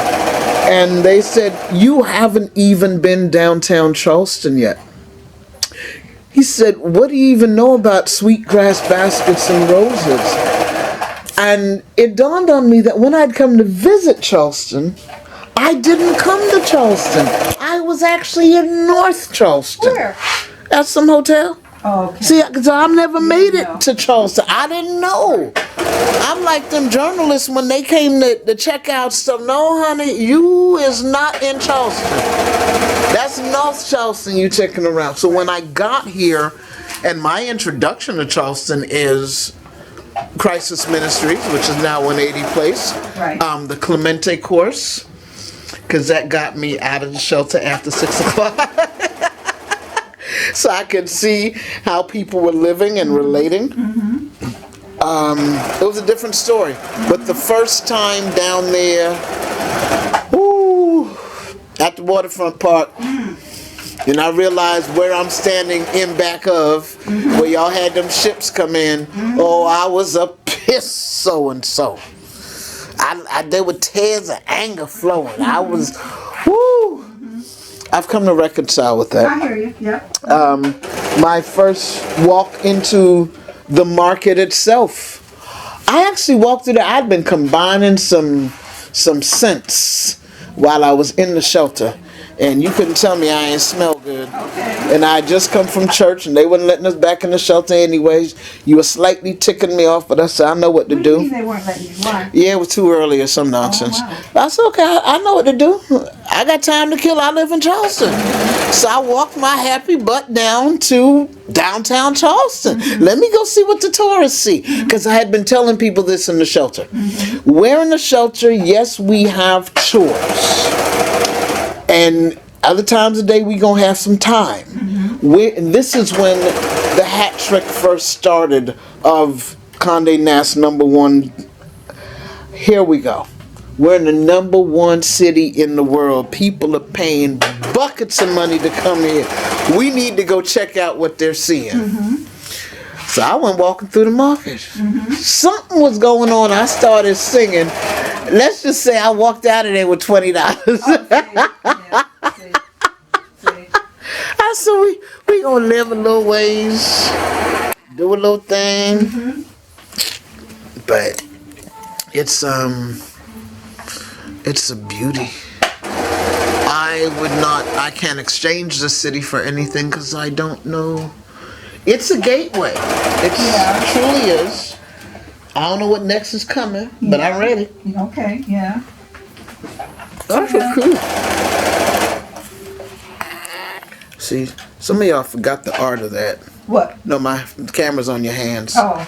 They forgot the art of that or didn't know. Well, actually, I saw someone with a sewing class the other day, but it bothered me. I never saw any handwork that they did. How you making a shirt? Ain't no handwork involved. Okay, yeah. I guess because, we had that grade school training. Well, even though, let's see, the lady that I lived with in Jamaica was a seamstress. My grandmother was a seamstress. My mother was a seamstress.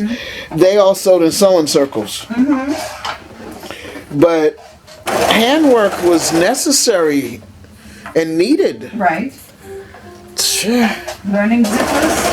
Oh, turning that corner the right way, all the little different fun stuff. I said, y'all got something going on, but they'll learn. Listen, because we had to start on handkerchiefs. Oh, yeah. Handkerchiefs and aprons. Get your pleating stitches in. Yep. That's what I look at some people. I think they said they're teaching some things now, but listen, we try some of the basics. How many people throw away clothes now because a button fell off? Yeah.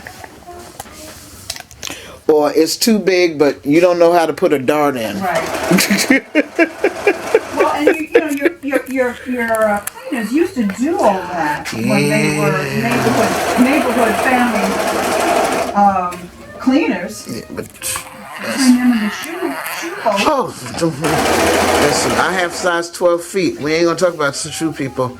I grew up with custom made shoes.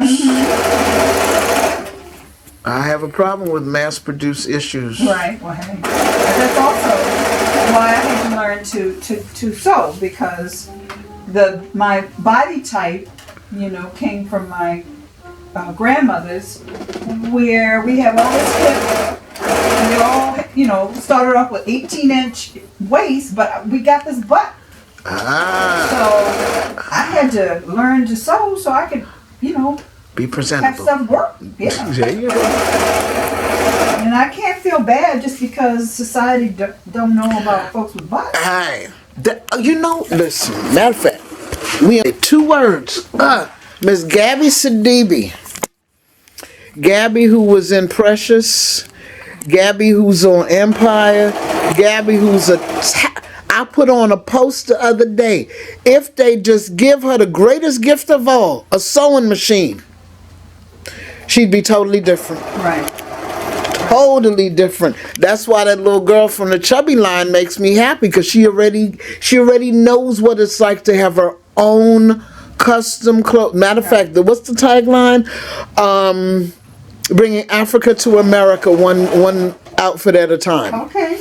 But if Gabby Sidibe could actually learn how to sew, learn how to work with your body the way it is, that empowerment. Yes. They wouldn't be able to tell that child nothing. Right. I get tired of every week. Yes, you loving on Empire, but who jacked up her clothes? Right. Like I told them, I said the baby's still young. She young. Mm-hmm. She want to wear certain things. You know who she should have had around her? Who? Willie Smith. Willie Smith was making stuff for hips with color when I was in high school. Right. See, folks sit up there, they listen, Lane Bryant ain't what it used to be. Romans ain't what it used to be. We didn't have color. Right. We had this polyester and gabardine stuff. Well, when I was in Cote d'Ivoire, and we're sitting, in the city, and we're eating outside, and my daughter at the time was definitely, in the throes of designing at Parsons. The aha for me was the flair of the influence of France and Africa in the garments. They wore fanny scarves on their butts. Okay. Because they were embracing. Yes. And for me as a designer, I was like, oh. Not only are you proud and know that this butt is beautiful. All right. You're going to accentuate it. They had the tailored consciousness of France. The African fabric, so it fit that body, flared on out, and then went down to and was fitting, and they did a fanny wrap around the hips. So when they were walking in the street, you can't help. You can't help. For me, it was like, this is not apologizing. No, not at all. I saw. That's why I had to put up a post there that the big girls in Trinidad and Tobago gave me life. They was doing some things for Carnival that's like, yeah, okay, you had one or two that, okay, mama, you need to go home. But the majority is like, ooh. You can't tell me I ain't come out here to play mask. I got my sequins on, and just the ability of being able to find the right colored tights. The right colored tights and garments, because everything's high cut, but so that tights got to be all the way. Oh, that was beautiful. They gave me, and just the fact that, wait a second, you sustained your chest with that? Yes. Made me want to try. They know. They know. They got the engineering going. Yes. But I did hear one measure in one of the mass camps that they were saying, one of the big things is we have all these extensive costuming and we create with the final product, but we have to import the product. None of this is natural to us. Wow. But as which was funny because Ken Reyes was talking about the fact, he said there's certain things that they don't have in school which would help to maintain cultural identity and build on the heritage, was stick fighting and wire bending. The stick fighting coming out of would be just before the measure of capoeira. So it's a traditional stick fighting, but the wire bending is that framework that they're using to create these floats. Okay, yes. He said, listen, all of us aren't going to be here, and everybody doesn't have the knowledgeable skill. Right. And when you wait till the last minute to have, you can't, it has to be done year round. You can't wait till the last minute to say, okay. That's what I learned from this Ralph Taylor from Trinidad in Detroit. I got to go, because once I met him, then I was in his watering hole all the time. Okay. And in it, you learn that they order an idea as soon as the parade's over. Yes. When do you start planning for next year's carnival? The day after carnival. You may have one national day of rest, and that's Ash Wednesday. Right. Everyone's going to atone for their sins and jump in the water. Right. Other than that, let's get working. Right. Now, you know, our culture, I was talking to somebody just yesterday about that. we will that planning ain't gonna work. you and say, brother, thank you for that. You know you got me. You know. So some of it is they'll come and get the design going. And the man and Ralph would say, now you know this is gonna cost you bit. And they go, yeah, I got you, man. But what would happen closer to the time? Or you because your pride is in making it, you know, and they know that you want your stuff shown. So they know they got you because you know they want their stuff shown. You short with the money, but you gonna say, come on, bro, you know I got you. That don't work no more. Well, no, they still do it. Well, they showed them this year. The piece that really drove them crazy is called, what is it, Ross Nijinsky in drag. Marshall Montano came out with just that one person as the band. It blew them away in Trinidad. It really did. They're still talking about it. How you mean? You supposed to have all these people come down in the band and they pay their money, and you had one person. Matter of fact, MsBJPeart. Because I was talking with him about. I spoke with farmers. I spoke with youth camp workers, which are youth because they have some youth development camps. I spoke with herbalists. I spoke with shop owners. I spoke with market people. I spoke with Indian people, Amerindian people, Carib people, African people. Oh gosh, it's a beautiful thing. There's just so much to be done now. There we are. It's like, okay, some of us get to. I mean, and that's the whole walk. Understand the whole journey. And what do we see? What insight do we see that we can raise the bar for tomorrow's? Some things can't stay. It can't stay the same. No. Ain't no way. It's unhealthy. We can't allow it. We've got to move higher on it. We've got to support the consciousness. You know that you need to support.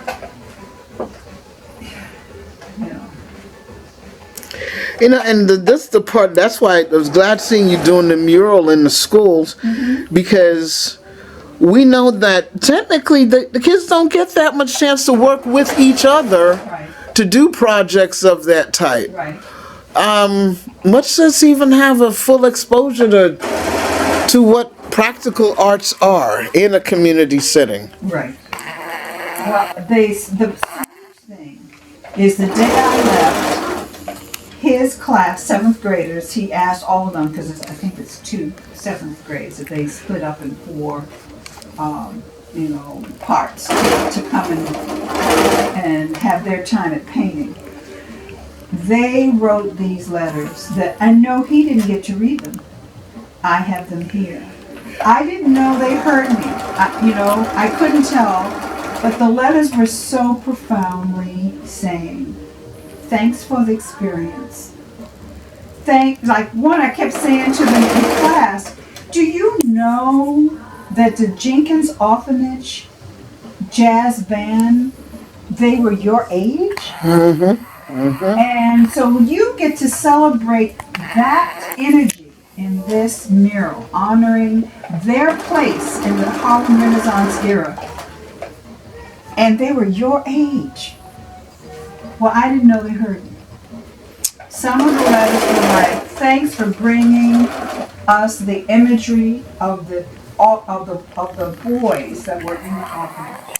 Whoa, really? Some boys, hey, the children listen. Especially you've spent time in their world and changed the scope of what they get to deal with at times. Because they had 4 incredible entities of impact Charleston's impact with the Harlem Renaissance that they wanted. So one was going to be theater, one was an artist, one was something else. Charleston, the dance Charleston. Mm-hmm. But they had chosen Halston, and he's one that I had studied in Detroit long before I came here.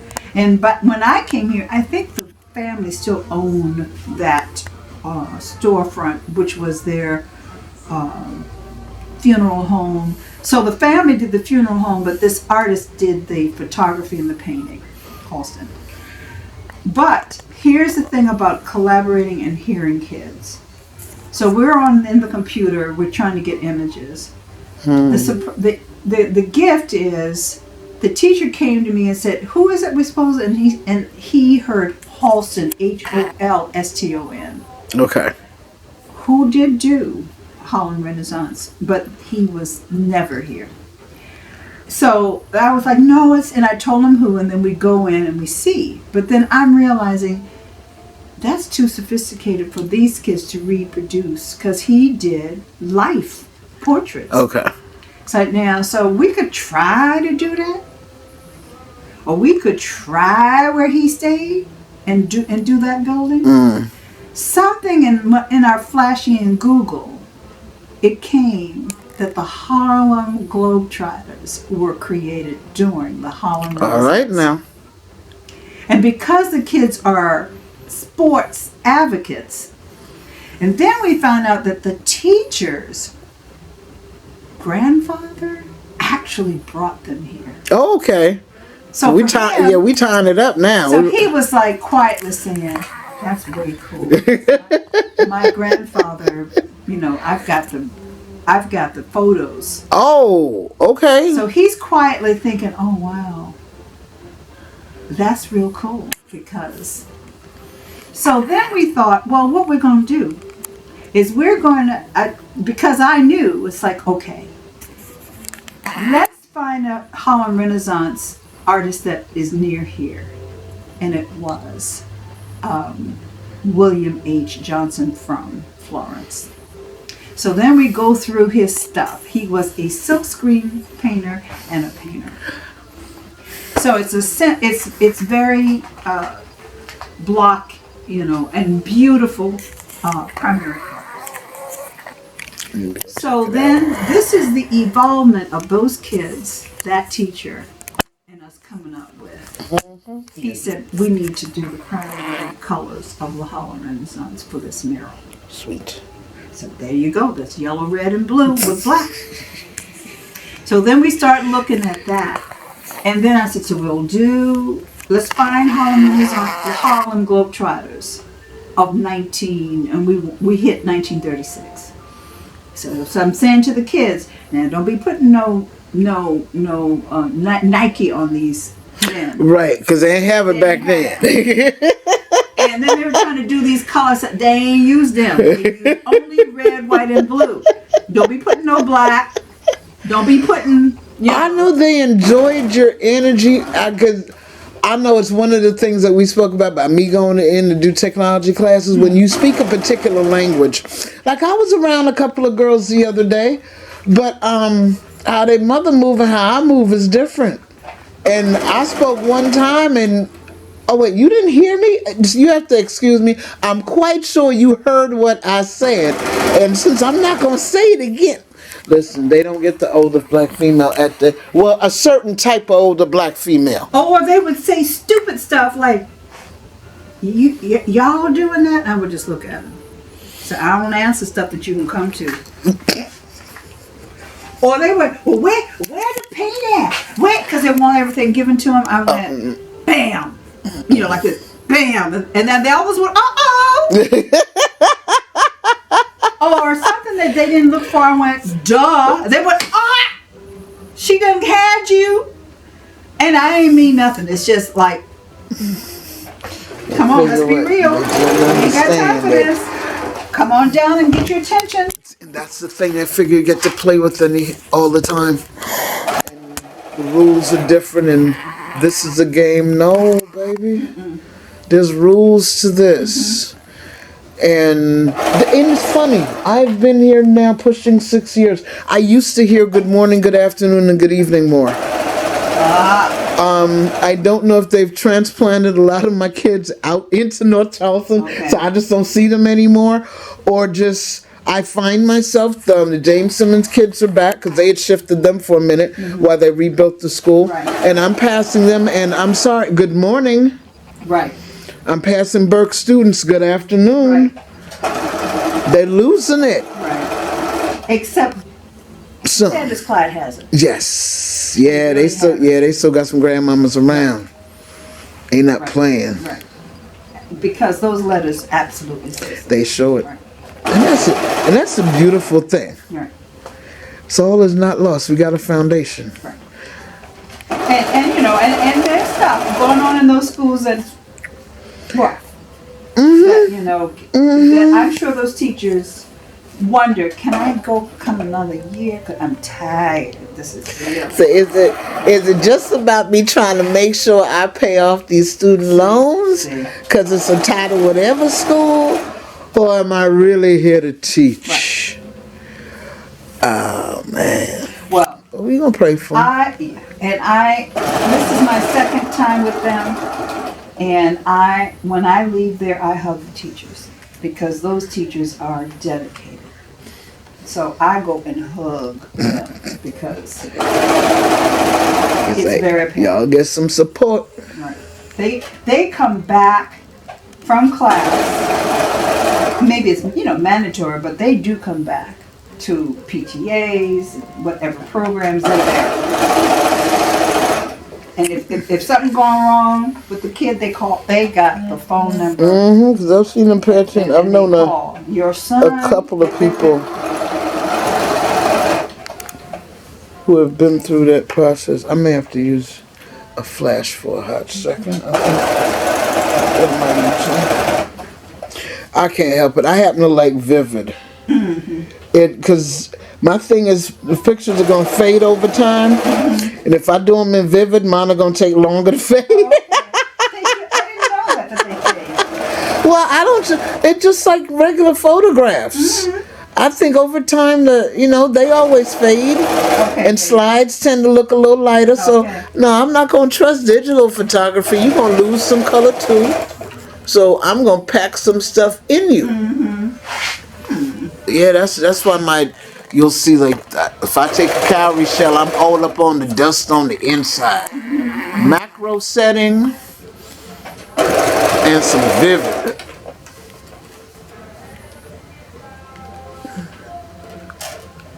Look at that. Nothing like the sound of a presser foot. You see? I have my aunt's 1945 Singer in the nice little rocker. Yep. Yes, ma'am. That's sitting in there and use it as a desk in my guest room. But that's why. It's like that's what I learned on. Yeah. It was my aunt. I had an aunt in Long Island whose handwork was so impeccable that there was really no need to go to the machine once she's finished with her handwork. And she had this thing of making these wool coats. And I based it this way, let me baste it. No, darling, those aren't basting. You're perfectly 1/4 of an inch. Her handwork was sweet. Wow. Yeah, I just had to watch. I got a whole host of characters that come in once needle and thread come out. Like that little belt I made before I left. That was 6 years in the making. They've been waiting for this 9-color belt. A belt? Yeah, it was a simple 9-color belt. Sente and Doka, it's an Oya thing. Okay. They wanted to make sure I was covered. I've had it. Where did you get your, where were you when you were introduced in? To Geneva? Oh, New York. Okay. Yeah. It had been Pan-African Day Festival. Boys and girls. That's why I laughed when you were talking about the gypsies a little while ago. Yeah. Because there was a wonderful little green-eyed gypsy. Said, you need to meet Abu Shabazz. They were actually headed to we'd been there. I'm hanging out there all evening. You know, it's a consummate Pisces thing. We don't mind being the guinea pig. Go ahead, read me. See, yeah. And we left from there. I guess I was good enough age. I was roaming. I didn't have to go back home and check on nothing. It was Peter Tosh Memorial up in Harlem. We went to the Peter Tosh Memorial. I'm introduced to a boo. It's too damn late, so okay, we gonna go hang out at your house in Harlem at 110th Street. Yes. Yes, ma'am. Right? Go up to the roof, I can see all of Central Park. Yeah. So all that goes to when we go to sleep. Okay, you take my bed, I'm going in the living room. Problem is, I lay down, and I think I close my eyes, but the visions that I begin to see for the next 3-4 hours until it dawns on him. Here, put this glass. Let me put this glass of water by your head. As soon as a glass of water went by my head, it's like a waterfall. Things shut down, and I could go to sleep. Yeah. So when I tell people about the power of a glass of water, I know. Yeah. I saw every form of dead or dying imaginable. Harsh death, child death, murder death, peaceful death. If they were dead or going through the death process, I saw them. It had to do with my walk. I eventually, years later, would get scratched in Palo, and you, like anything else, have a male and female energy. My female energy is Sente and Doke Oya, principally known to be at the gates of the cemetery. She's also in the marketplace with the apron with the deep pockets.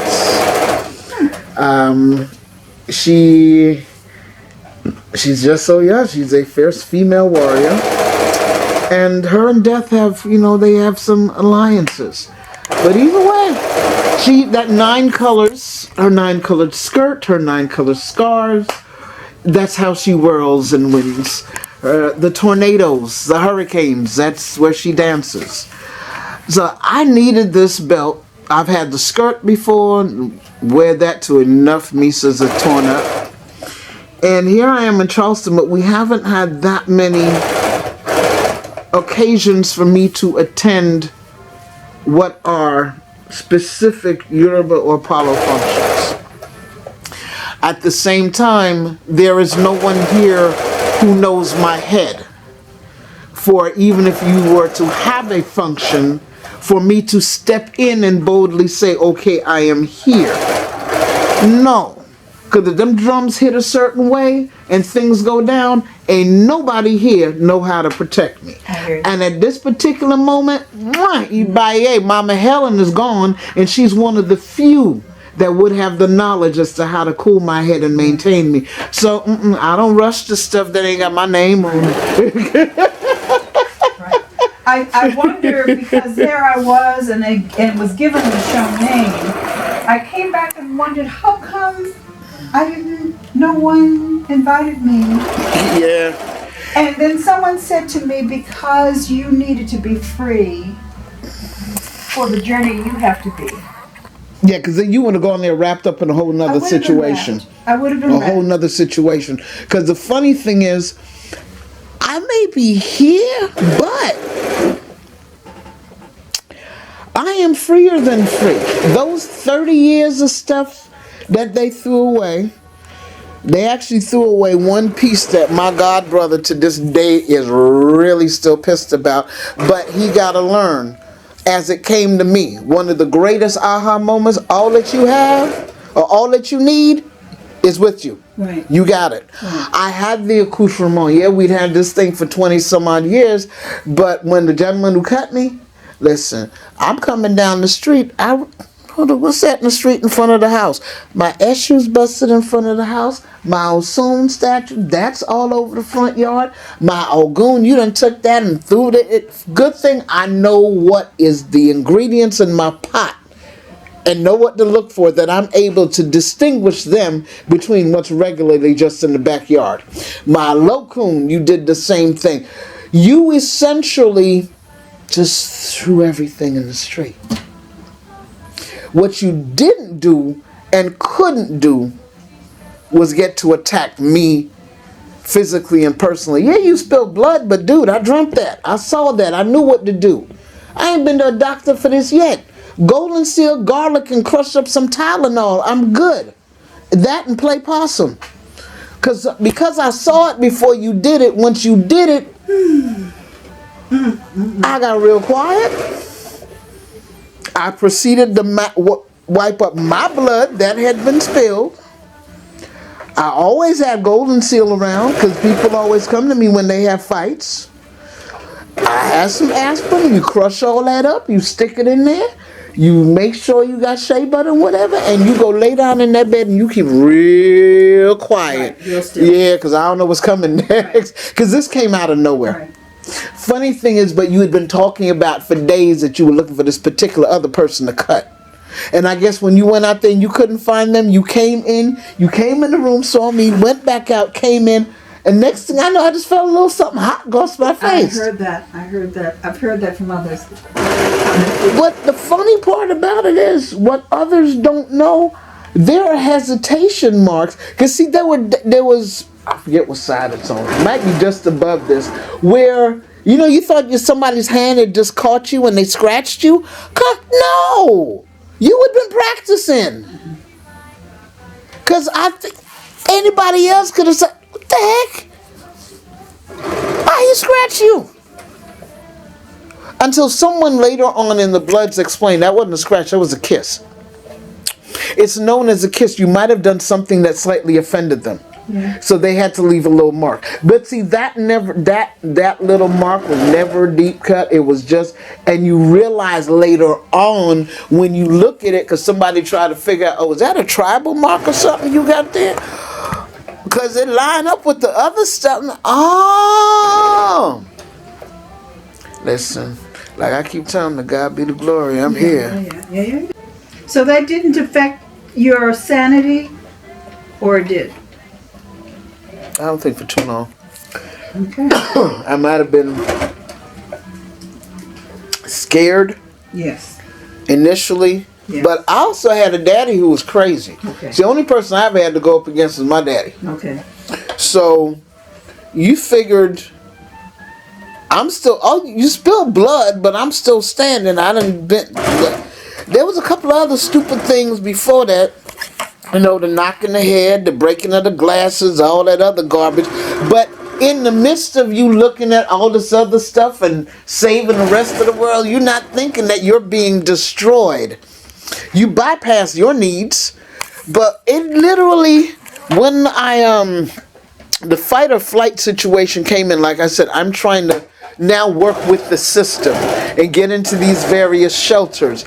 But one, you have a measure of denial about the fact as whether or not you're in a relationship, because you're really not in a relationship. It's just two people cohabitating the same space. But that don't sound off with them. Because, if you're not doing X, Y, Z, how is able to, listen, y'all just got to get it. Sometimes people live in the same place. They don't have labels. They don't share the same bed. They're not in a relationship, but they just company. It's called companionship. Right. You may get it at different ages and stages. It may still have some abusive measures to it, especially if another one considers that, you wrap up what? Enabling, mental illness, kind heart, and all that other crap. Not excusing any of it, but just that you were caught out there. Yeah. And then you learn. Yeah. But once you learn that you don't need or deserve to be attacked, abused, or effed over anymore, it's a whole nother story. But then you start going through the system. Like I said, the underground shelters that wouldn't let me in, the actual shelters that have, where you go up to Harlem to go see the nuns and they doing the soup kitchen thing and the whole nine, but no, we really don't have no space. And the other one that says, if you say what the name was of the person and we can try to find them to press charges, then based on the police report, that'll be able to get you some assistance. You ain't hear what I said. You're not listening. When all this is said and done and you have no way for me to let go in anywhere, I have no place else to go but back in the same space and place where he is, because you're offering no alternative. And the idea of the women's shelters, like the one they had on Liberty Avenue in Brooklyn, no, you needed a whole nother set of resolve to be able to go in and deal with that. See, I may have finally gotten tough for me, but to get tough for so there were outlets being prepared. A situation where, okay, let's see if we can get her into a shelter in D.C. Except the funny thing is that was going to involve some twisting of the tongue that I was not willing to do. I've always known I have a knack for ending up in very public situations. I have a knack for at times my voice being heard by certain people, and it's like walking down the street. Brenda, why are you standing with that cop over there? Listen, let me tell you something. Just because I may have just bought the weed from you over there, don't mean I can't talk to the cop over there. If I had not have spoken to him, he'd have thought something was up. We walk a fine line. So, and you got to be able to balance some things. So folks sitting up there, you getting upset. I'm like, okay, listen, this is how we going to do this thing. We going to live and let live. And we're going to try and live. Yeah. And in the meantime... What was your medium at the time? What were you doing? What was your work? Not a damn thing. No, because... Of the drugs, or? No. Well, it was more so, I was procuring other people's stuff. Okay. One of the major things that always got brought to me, guys who had to do the apartment seizures and marshal seizures, okay, evictions and stuff, when there was another set that had to do the cleanouts. When they came across things, especially that involved a lot of artwork, or that they felt they did not have the heart to throw into the dump, they brought to me. Okay. What I spent, because I have this warehouse, I had what was called a perpetual yard sale. There were no prices on it. This is what ticked off the business owners in the area, because you thought you could get me shut down because I got all this stuff on my sidewalk. What they didn't understand was the Department of Sanitation loved me, and they didn't bother me. And there were families that are coming out of Tier 1, Tier 2, and Tier 3 shelters that needed now 1 and 2 bedrooms. They only get so much for a furniture voucher. But if you came to me, if you can afford to give me something, give it. If not, just take what you need and we're good. I literally have furnished whole apartments for people. There were the guys who, there was always this overstocking clothes in certain places. 6, 7 bags this high, all the clothes with the tags on. Some of them couture. My neighbors was dressed. I was taking care of the needs of my community. You have people. You don't see yourself doing a center up in here. Yeah, the only thing is, but see, okay, the thing is with that building, here's the one key, and the one rule I came away with. I am not laying my head in a building that's being renovated because I need a clean, clear space to sleep. That was the difference with that building. Right. And there are rules that I needed to learn. One, create an entity, create a shell corporation to put that sucker under. They don't need to be under my name. Right. Get a management company to take care of particular details. Right. I learned a great deal trying to do it all by myself.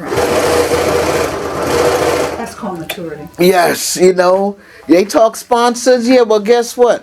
I'm gonna need you to sponsor the light bill. Right. I don't need you to sponsor. Don't leave my materials alone. Because when you come to snatch that back, we got a problem. Right. But we can find another sponsor for the light bill, especially when you show them that someone's life has changed. Right.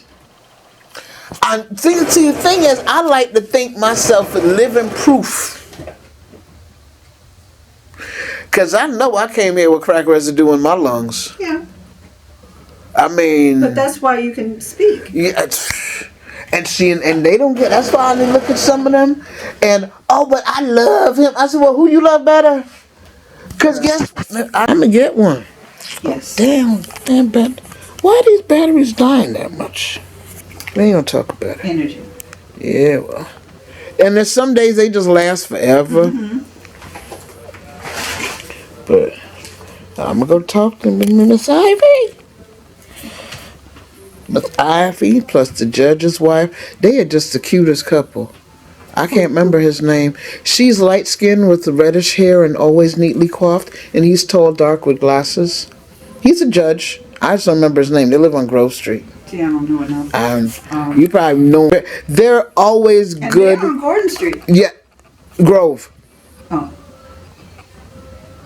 On Grove. maybe one of those. Yeah, well, it's a G. Yeah, because the father, was a judge. That's the beauty of some things. In moving here, you have people like, oh, I'm moving to Charleston. Ooh, that's down south. You don't want to go down there. They crazy. I'm like, listen, per capita, do you know the amount of degrees that's here? Yeah.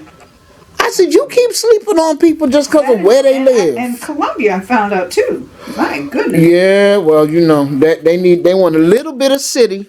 Yeah. And still want to be able to get to Charlotte and Atlanta. Right. And figure they don't need the water. I'm like, listen, no, those are the ones that want a little bit of snow in their life. I don't want that. And there's a whole different culture of connections. Yes. That's not enough for me, but I saw it. Yeah, it's a whole different world up there. I went to was it a Lynx? Christmas thing. It was Daryl Danker that invited me to come. And, you know, I was fussing because we had to pay to have a booth for 3 hours. I was like, this don't make no sense. But once I got there and I saw the level of black folks' connection, it was like a new Harlem Renaissance, that I was looking at. I was like, what? Designer clothes in the middle. Because that thing started at 11 until 1.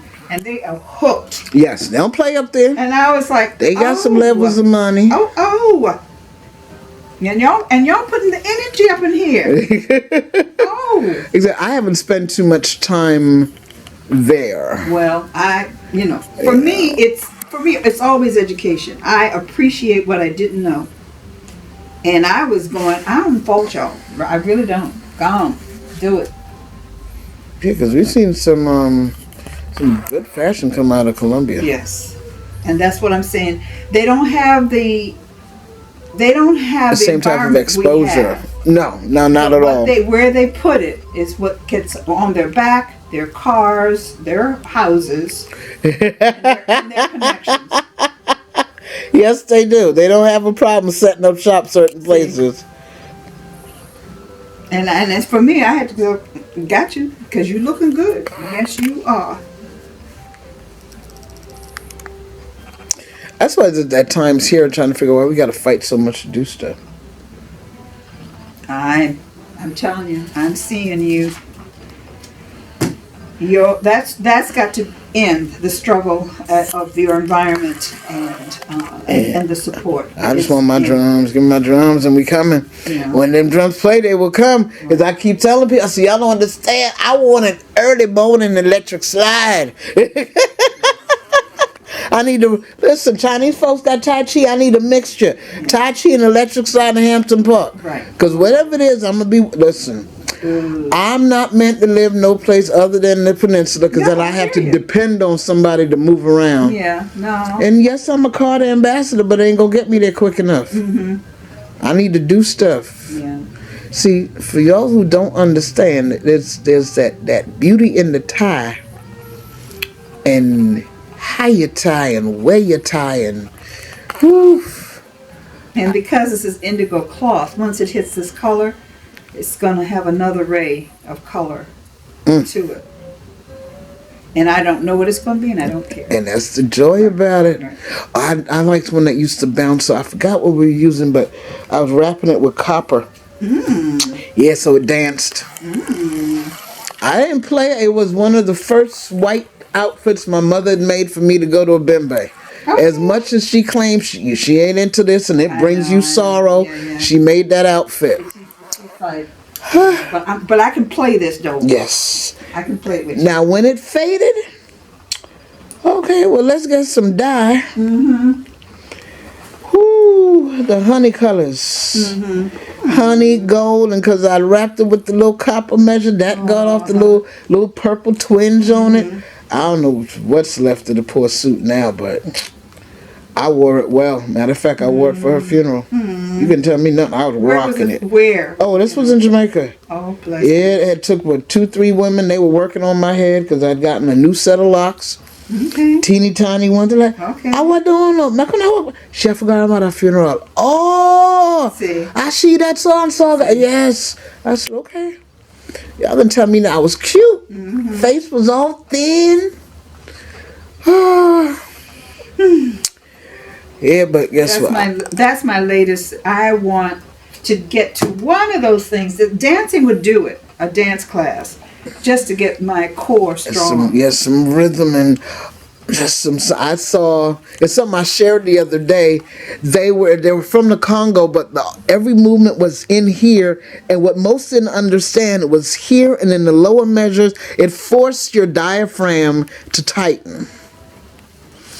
That work to be done. I just don't like I don't want it to have to seem like all this effort to get to dance class. Right. Now there's one.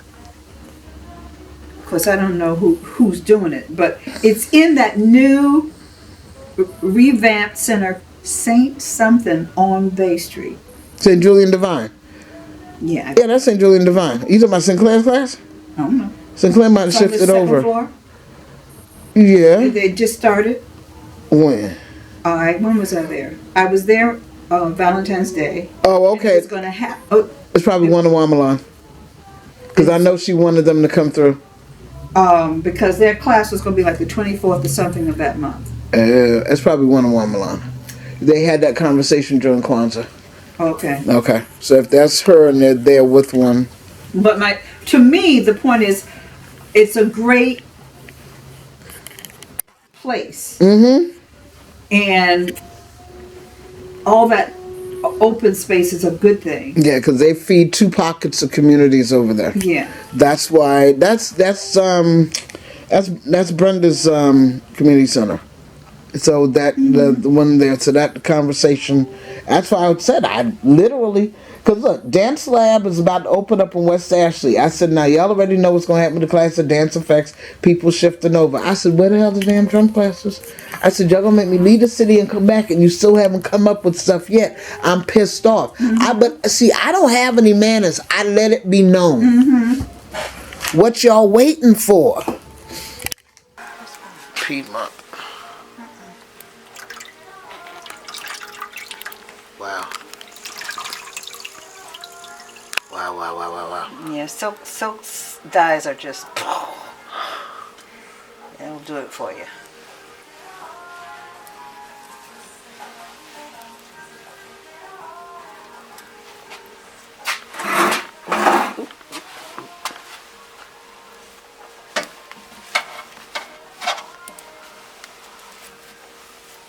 Okay, I'm looking for another red. Where is it? There it is.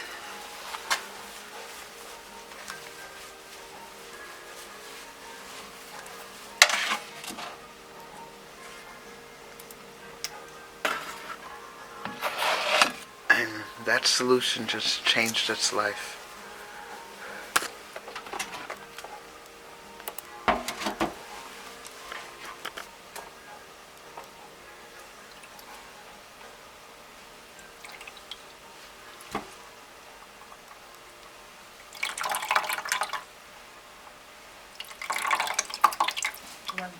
One, two, 3.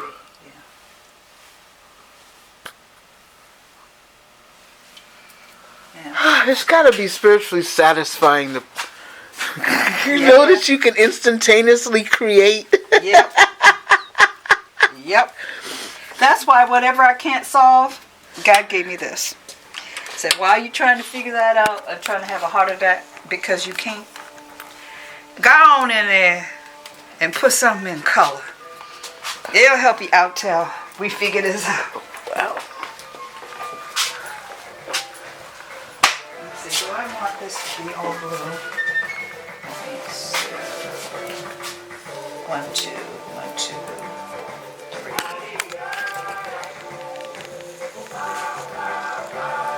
Yeah, I think so.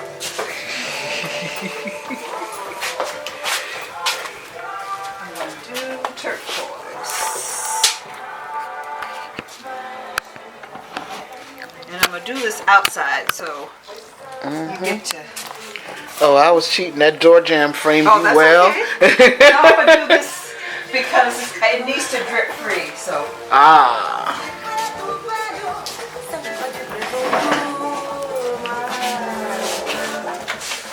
It's such a fluid process. And so simple. Oh, yeah. That's why I have workshops here all the time. All the time, because...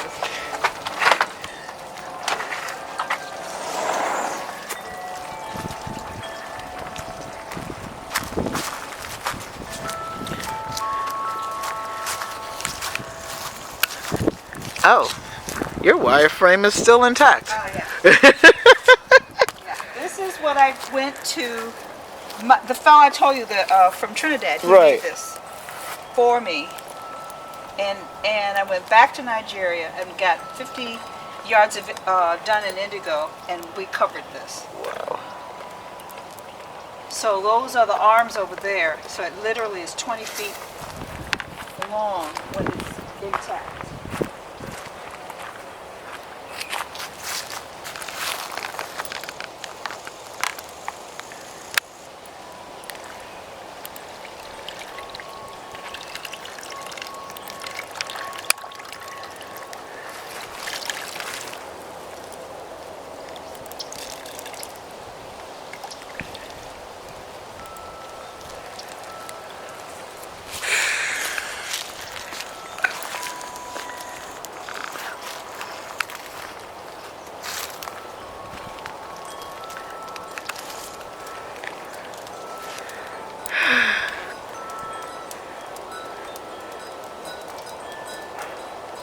Aspirations.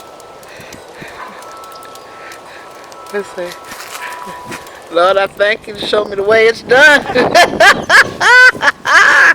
It is possible.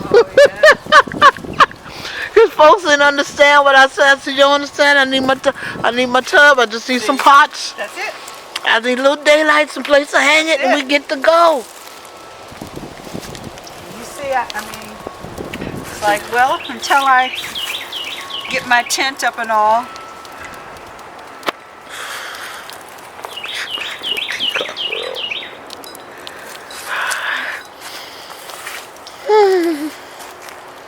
Just to... So this indigo is going to turn this green. It's going to turn this purple as it bleeds in. All right. Yeah, that's right, because you took the time because it's in that cord. So, if I had a day, these would turn into flowers, big, huge flowers. Okay.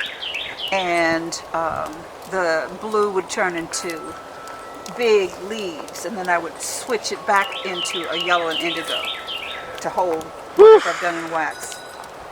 Ah, okay, because yes, she's that multifaceted. This is but one layer of what the art would be. Yeah, this is... That's just basic. Right, this is right.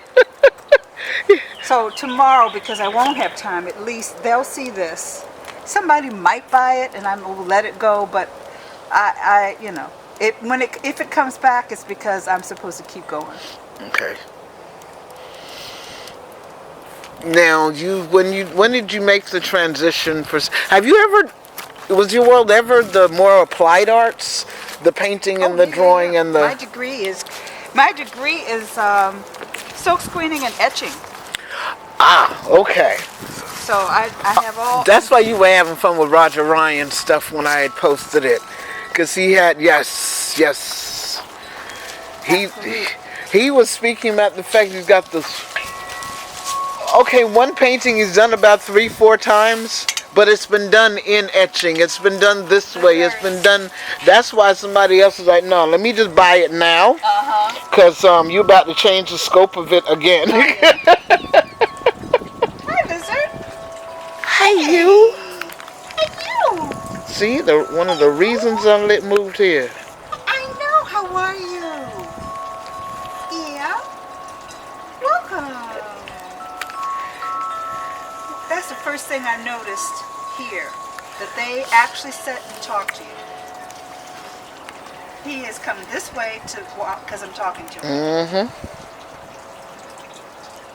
Put your white streak in your back. He said, ain't no need to run.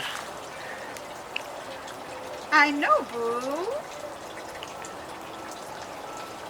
I know. And then this area has those cute frogs with big sucking feet. And they're around here too. To me, they just make me laugh.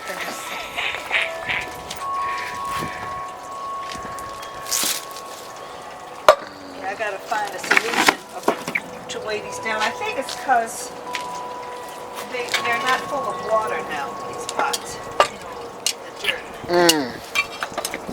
So the wind is stronger than the rain.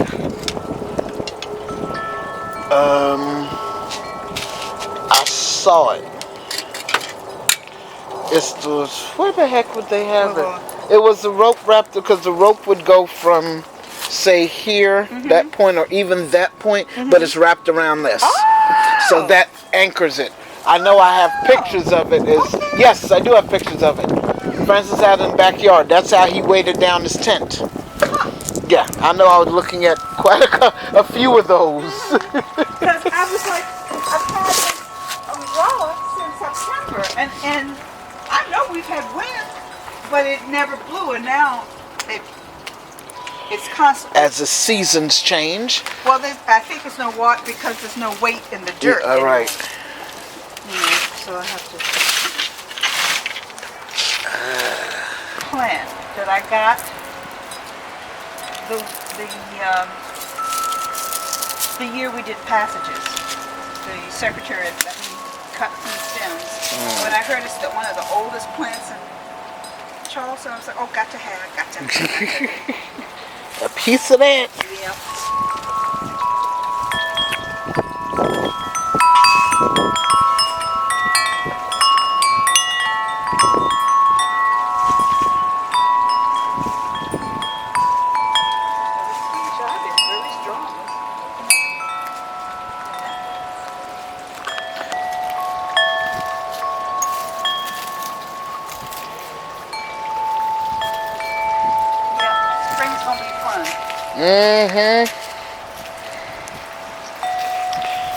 Lord, I hope Charleston's ready for it.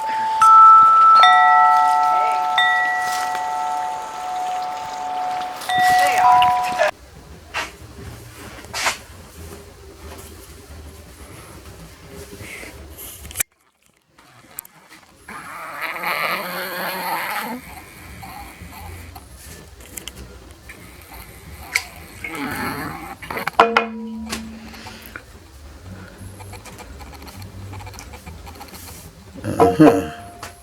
Oh, I wouldn't even watch it. Okay, now that's wax. So the resist is going to hold that red, yellow. And I think I'm going to put this in purple. So that means I'll get magenta and green. If you ain't never know how to mix some colors, you'll learn it in the tie-dye world. Oh, goodness. And for me, I'm not ever lying. It's like, that's what came out? Well, okay, we'll work with that. See, the magic happened at some point. Now, see, in Detroit, men were really after artists giving them umph ties because, their souls wanted to have some umph. But they, tend to have to wear a shirt and, tailored. Oh, Lord, I'm going to cry. This camera don't want to shoot. Oh, Father God, help me. Come on, shoot. Okay, it happened once. Well, listen, it's crying a little bit. We done been through mud baths. been in waters in Tobago, the waters in yeah, this one's this the baby right here. This is my second waterproof camera. But and where do you you get them online or? Yeah, because they usually don't have them in the store quick enough that I want. Okay. Yeah, but actually, matter of fact, this video when I got at Best Buy. But I stick to the same brand, Nikon Cool Pixels. It's only my waterproof one. That's the oh heck, we gonna have to cry about you. We're gonna work on my finger on that one. Goodness. I ain't gonna talk bad about you. I abuse them. I take them a little harder than they normally supposed to be treated. Ooh, see, you got all sorts of designs and stuff. Oh, yeah. That's the gift now. Particular. Where is it? Oh, so the bubbles are reacting against the what? The older wax that might have been on there? Oh, that's cold. Ah. So there's a resist thing, and so it's bubbling against the coolness of the. Oh. But once it gets as hot as. Y'all better learn. See? Unless you come and take one of her workshops. They're offered a couple times a year. Hey. You can find it on what's the name of your Facebook page again? Facebook? Yeah, you got your Facebook page. No, I thought you had the one that had the workshops on it specifically. Not me. I didn't. No, that's the fail making sure she keep the hush. I got too many of them. Wait for Taylor make sure she shares stuff. She knows. She does. I love when her emails come through. They're the most colorful emails I receive.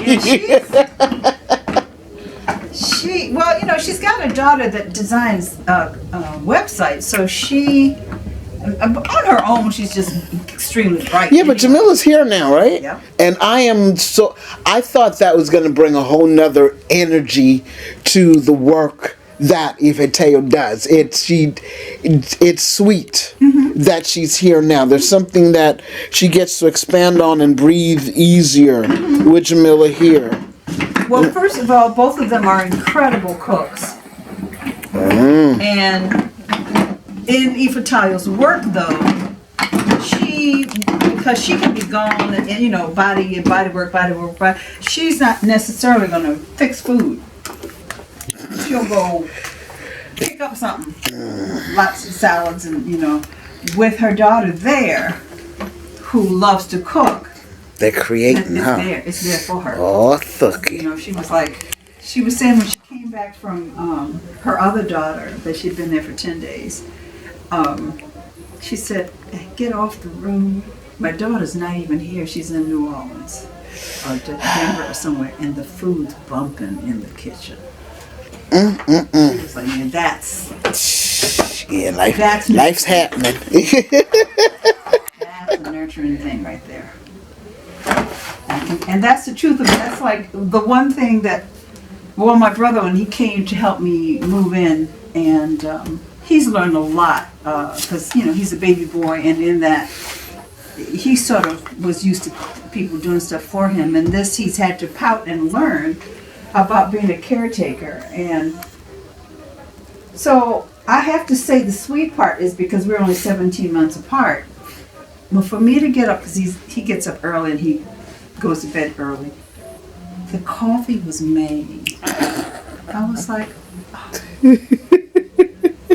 It's the little things. For me, and he said, I know, right? He said, it's the gift that somebody thinks enough to make coffee before you. Because in his household, nobody gets up. They wait for him. And he's learned, damn, y'all, really?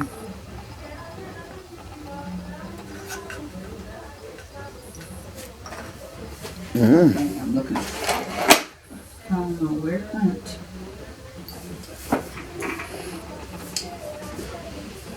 Take this down.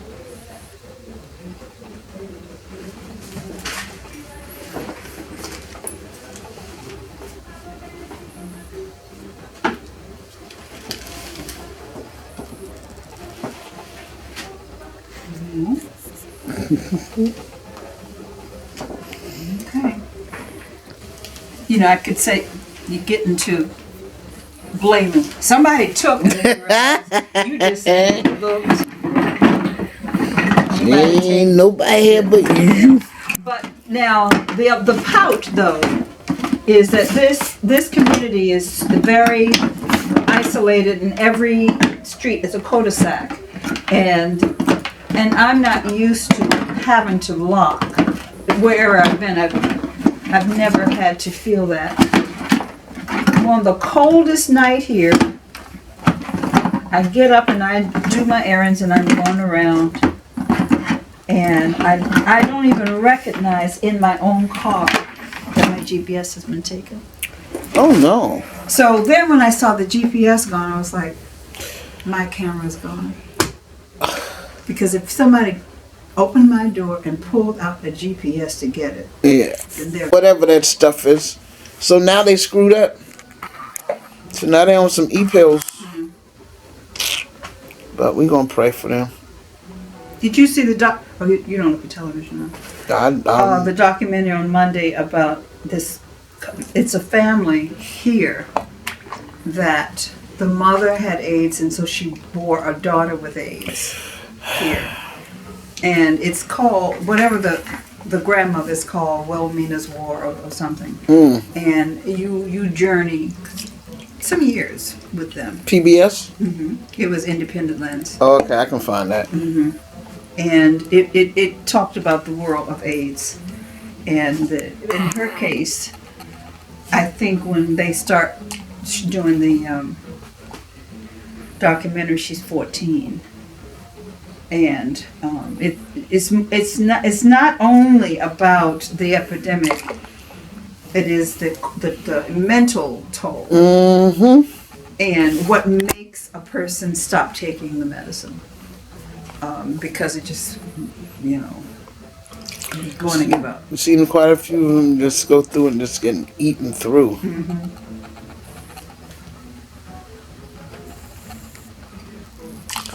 None of it's easy. So, for a minute, and then they show you that she finds an older person who sees her, hears her. And that person takes her to Atlanta to an all-women's empowerment group. Okay. And it just completely gave her fantastic. Because if you don't have spiritual assistance in the midst of all that stuff, right. It's for naught. The chemicals alone can't do it. Well, and she just got, what the grandmother said is because you're low income and whatever, you're not going to get there's a cocktail they called it that what's the man? Magic. Mm-hmm. Mm. And she started off saying, you might as well just get the crib ready because the casket, because the amount of potency of the pill that she was saying something about, you really need to have 3, and here we get this pee on 1. So it's dragging out the issue. Yeah. But in this, because I can't remember who actually, did the documentary, but in it, because her story gets told, then she gets the attention, and she then, in the very end, that granddaughter is on the same cocktail. Okay. And even though you begin to see her in the middle of this story, it's like, oh my God, we're going to watch her die. Because she had stopped. And it felt like it was 8 months, but it probably, and I'm like, oh man, this is not going to. This doesn't pan out well. Because what happened is she had been boosted up. She had posted on Facebook that she was grateful. And she's a very pretty girl.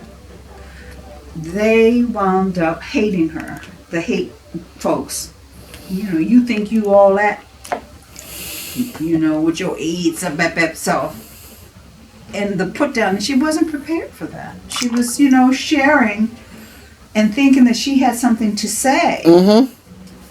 And when she got that from her, because her grandmother wouldn't let her wouldn't let her go into public school because she knew she'd be bullied. So she was homeschooled. And so the fact that she was on Facebook and, you know, you got these haters because she's pretty. And they, you know, and that's how young folks can be. And then you find a way to put you down. Dangerous when it comes to the form of dealing with something that they just simply do not understand. Right.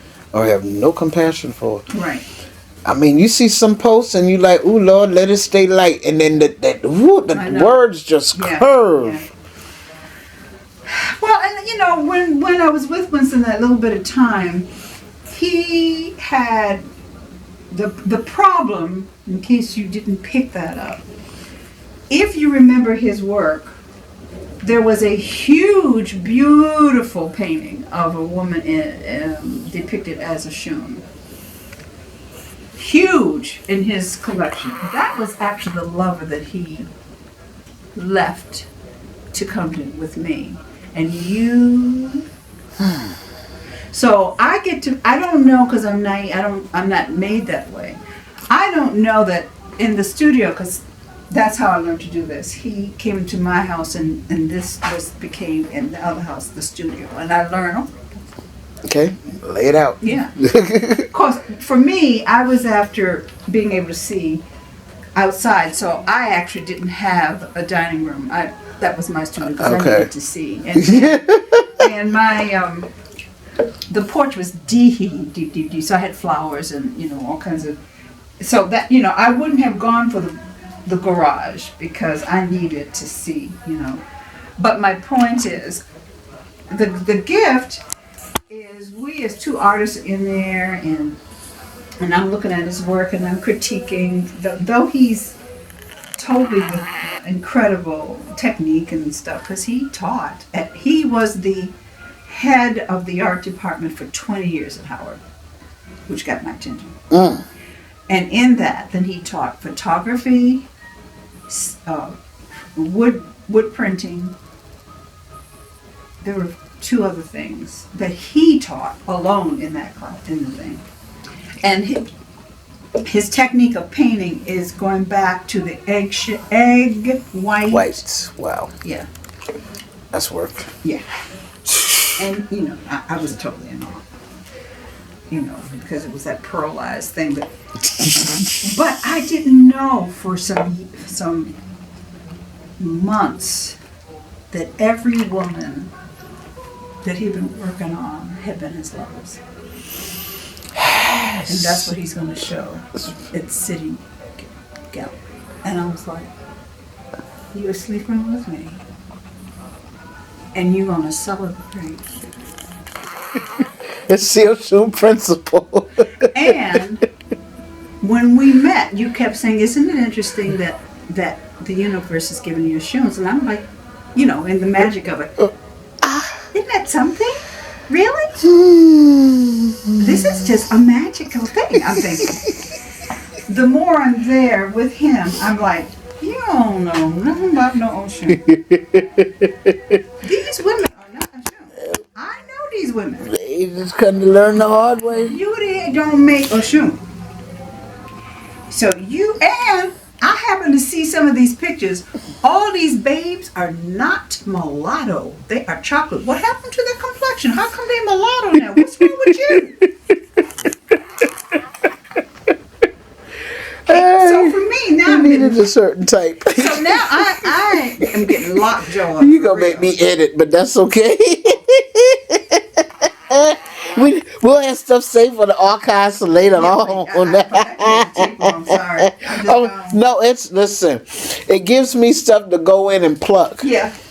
But anyway, so then my art self is like, and my spiritual self, I'm like, you are sleeping with a woman that they gave the name of Shumranke. I ain't call it. I go to Nigeria and they gave me There that. you go. So they knew my spirit. I ain't know shit before I left. I get to learn it because they see me and go, boom, you're Shumranke. And then you are going to call these women. Just because they got a skirt tail. That ain't the qualification. So I'm like this. And he really saw a shoe inside. I have a god sister who has, her, matter of fact, her Ogun has her Ogun rides with, it's a particular Ogun that's so pretty. There's, those little copper fans, but they have them arrows that can shoot out. That's how pretty and deadly her Oshun can be. Yeah, so I heard, listen, listen. See, now I'm quiet with mine because I did not go through ritual, but I know it's what I have. Yeah, but see, you got yours in Oshun Village, so. So there's a difference between that and those who, okay, I got some money. See, the difference is you got some priests right now, they catch me in the right space and place, oh, it's a wrap. See. But I have already told one, matter of fact, she sat up there publicly running her mouth the other day, but she was waiting for the past 4 years to get that picture. Okay, she has the painting that Rainier did, one called Medium. Mama Helen's daughter has that. Okay. And then she had said something about Ocha. I said, remember, they told me a long time ago there were certain things I was going through. Only thing I could go to was God. Right. We gonna let that stick in the head. Right. One, they already know you ain't stressing me out about no money. So if y'all want this to happen, you gonna make it happen in your own time. In the meantime, I've been in white for over a year. My year's done. Now I'm going to be in white for quite a while. Mm-hmm. I live in Charleston. 'Tis the season. Mm-hmm. And I got to go back to Family Dollar because they had 4 T-shirts in the bag instead of 3. So,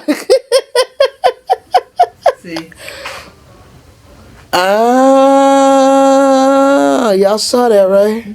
Y'all saw that. You see how she just... So that wax... Now, okay. Wax sets... Now the wax comes there's okay, where's the relief part come about? You want to see me put this in that dye. Yeah. You're going to see the resist. Okay, it's the resist. And then when it dries, then I iron the wax out. Okay. Listen. I know y'all listen. Y'all trying. It's not the same as tie-dye 101 in class. No, okay? No. This is some wax. Right. The tie-dye was this color. That's it. And this is a culmination of all these various techniques. Mm-hmm. Mm-hmm. Yep. That be true. See, it's not just for summer and your Grateful Dead T-shirts. Mm-hmm. It's a whole wearable art industry. Mm-hmm. And y'all gonna have to get it together. Now, if you want to learn, is one thing. Now, if you want to wear it, she can be located. Or you can make your own. I will teach you how to make your own. Come on. That's it. I am not. And see, that's the weird part. The hands have gotten to now where they're not trying to dip all in and out of them liquids and stuff. It'll piss me off, but I got cameras. I got cameras. Mm-hmm. Y'all can learn. I just like she just signed her name with a square of sponge. Mm-hmm. Yep, that's what I learned in Nigeria. They who are the epitome of recycle, they take abandoned cars and they cut the seats out. Got you. They were like, there's one more way to do this. No, we ain't got no brush. No, we can't afford no brush. It's all right. I want to know. You gonna act right? Let me see if you gonna act right now. Okay, this is too hot to pick up. What the heck is going on? Let me see. You ain't gonna fight. That sucker's bubbling. Same thing. But, with sparring and... See, that's all them different temperatures. My hands would be like, no. Oh, yeah. Mm-hmm. That's why I don't mind living vicariously through you and the work that you do.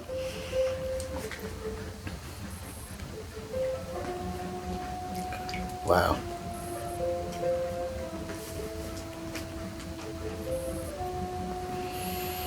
Now, have you returned to Ashobo since that initial visit? The second time was to do that tree.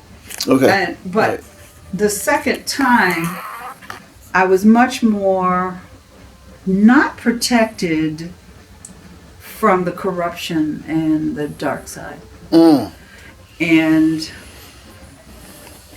protected still, but I didn't have the same people I was walking with when I went in 92. Different type of experience. So, well, and economy and life. So one of the people who was, for instance, from the wood family, wood making, he was a full-blown either alcoholic or, he was just gone.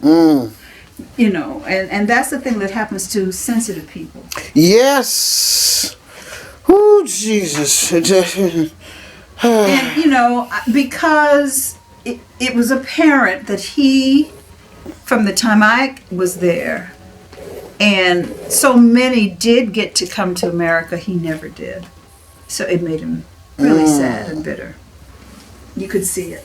He never got to go. And then he became, despondent and So I see him, and he is so not sound. He is a response of 3 years later, and he is thinking, surely you're going to hook with me. I'm like,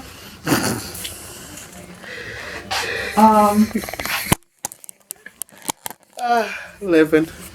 because the concept there in the corruption of it, which I was too naive to see it when I was there, is they hook you up with a partner, and it's actually prostitution or whatever you want to call it. That eventually you'll carry a cross. And you will take them over. You're going to take that person over. And it's what I learned about, that I didn't see until, I bring first 6 artists over, and then I bring 11 drummers and dancers after that. Because I was a part of the commission in Detroit. And I got tickets for all of them to come over. But that meant that gave them an avenue, in who they were and in their talent and, whatever their karma was, to make something of the experience. If it's in them. Yep. Got a break. Right. And so what fellow, because he knew, I didn't know at the time, that I had been hooked up with this fellow Isaac, who, they called it. He had a beautiful singing voice. He was the 7th son, and he was an indigo dyer, and it's all lined up. Stunning, yeah. You ain't fall for the okie doke. So, you could have saved the whole village, woman. Dancing with him, and then someone who, when they saw that I was, they saw me, and they was like, Arianne, he's not good. And by that time, I'm hooked. And I'm thinking, no, you're just jealous. They were really trying to say, that's not an equal yoke. And, I sort of said, well, I'm going for it in a sense. I hear you, and I do appreciate what you're saying. And they, they knew, because the Yoruba say, not every journey is yours. I say, oh. So these are the things I learned there. No, I didn't go through rituals, but I have enough of what living with them. 3 months the first time. Taking pictures of the village of drummers, the village of masqueraders, the village of throwing pots. See, yeah, my parents don't do that no more either. Whoo, Lord. Oh, I miss my ceramics class. I had that one at the Hartford Art School. Listen, you gonna go in as a part-time employee, they give you free classes, you gonna make it count. I drove them crazy. I was 27 at the time? Iceland was in Jamaica with mommy, and here I am in a freshman ceramics class, but I walk in and my stuff's already been mixed, but I just love that red iron oxide. So hey, listen, y'all, I need it looking like red clay. Let it sit there. I come in the next day, eyes are closed, and I just let my hands do what they do. Like, what the heck's she doing? Listen, I either dream the process or I dream the finished product. I don't know how y'all work, but I'm going to close my eyes and let spirit do what it do. The jewelry process drove me crazy. For the ceramics majors, I had a real hard time with you creating things just to destroy. They literally smash, hit the... That hurt. I know. I said, listen, I don't come from them line of people. I come from the folks where even if it ain't perfect, it's got a purpose. Just smashing and destroying? So I knew me in art school, we couldn't be friends. I could hang around them, drive them crazy. It did get a lot of influence from me. It was definitely... It's like, whoo.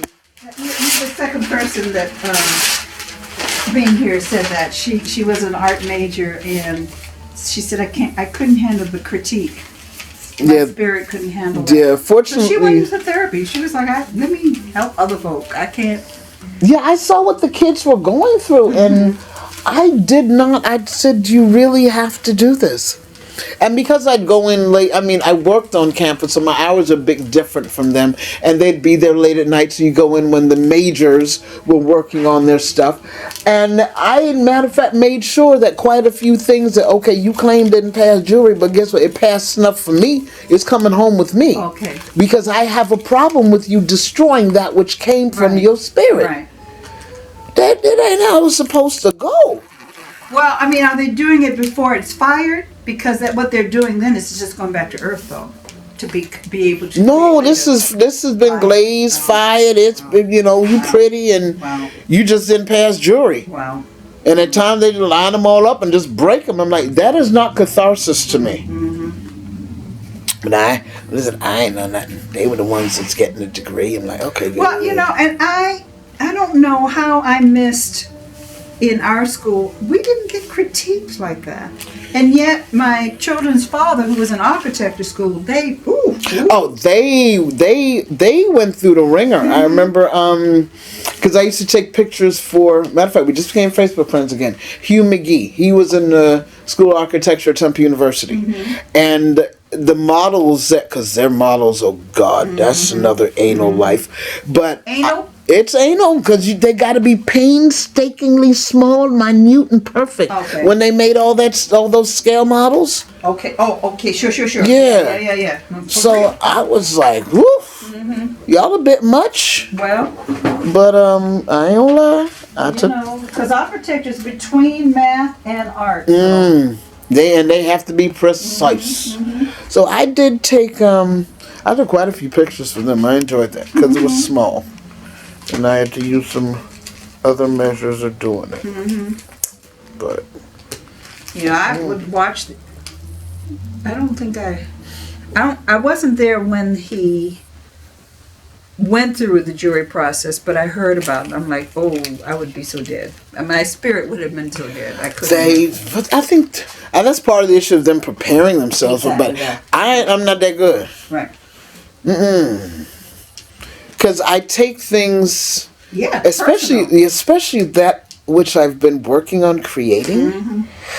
That's why, Mommy was the seamstress that did the wedding dresses, the christening dresses, the confirmation dresses. But I had a woman trying to drive me crazy one time over a dress. I'm sorry, lady. You wear your 400 and change. It's an African print with zigzag lines against a dark background, 72 inches wide, and I literally have to just use those inches to gather stuff because that's going to be your neck because you're that wide. And then you want to quabble about the price? Do me a favor. Let me finish this dress and give it to you and you enjoy it because I can't see. I done been on this design for 3 days now. My eyes hurt. You're going to look cute anyway. And we can't do anything more with this. Just take it and go. My gift from me to you. Because we have to quabble about what I make, we got a problem. That's why I'm not a seamstress. I will sew. I will make my block white items. Yep. And I know exactly who to have the conversation with when I'm finished with my block white items. Because we can just do a whole workshop on all of them. We just get a whole slew of block white items finished. We gonna do a workshop. Like, what's next, man? Don't worry about it. You got pants? Yep, we got pants, shirts, jackets. We got it all. So here is what happens with light blue and yellow with indigo. Wow, wow, wow, wow, wow, wow, wow. Look at it dance against the wax. That's why I love it. It does it to my soul.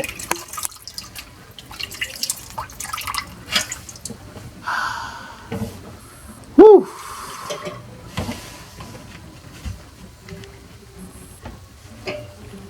And it's the color that men, it will soothe them if they have to wear a suit. Ah. Ain't necessarily the color that the wife picked. It's the one that he wants. Well, usually the women are the ones that won't buy it now. They're not usually anywhere near. I have to say that's the truth. But like, that'll get him. It's a little jazzy. Oh, hold up. I ain't done the Instagram all day long. I've been just absorbed Now I'm going to in color. this in this color.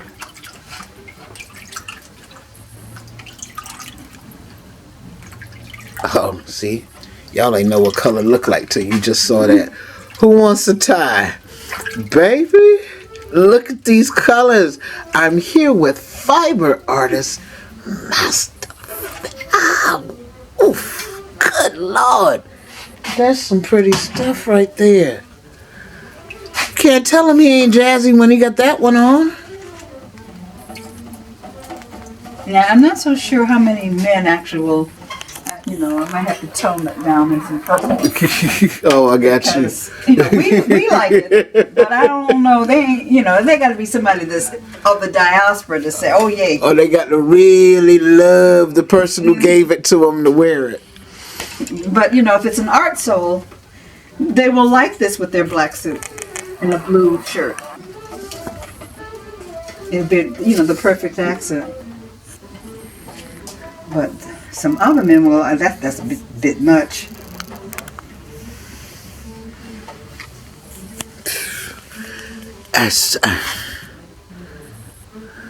Tie-dye, batik. It's a whole other world. See, and yes, her hands get dirty. Oh. They get stained, Oh, yeah. but they're beautiful and stained. It was like, and so, and.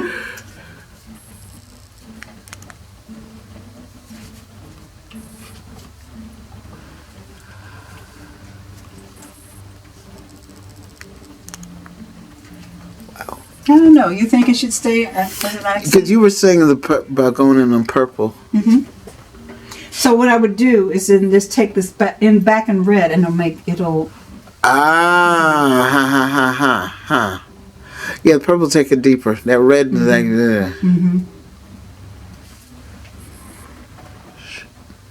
Wow, that's some colors into your life. Let me see. Yeah. All right, let me be nice. Yes, that they can work off on Sunday. Mm-hmm.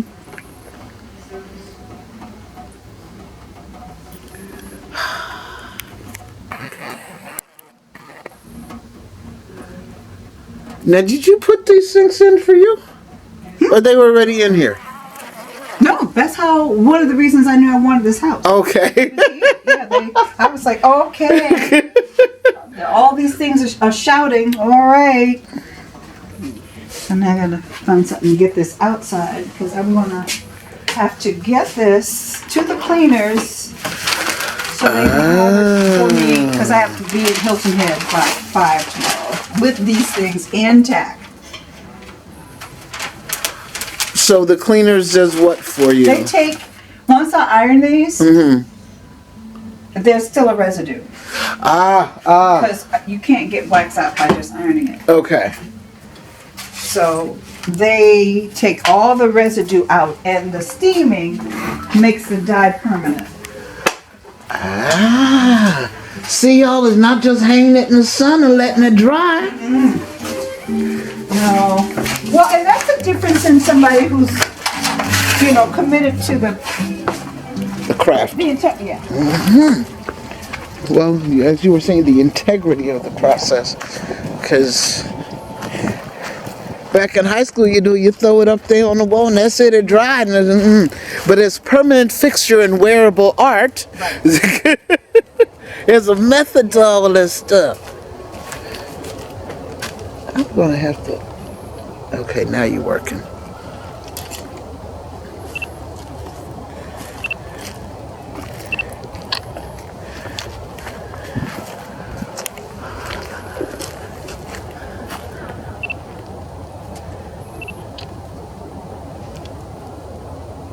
Must be...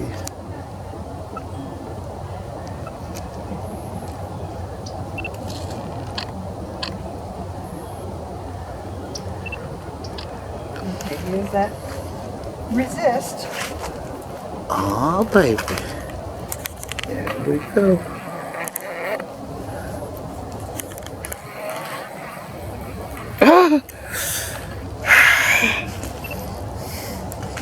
Go dance over here. She's just playing in the sunlight.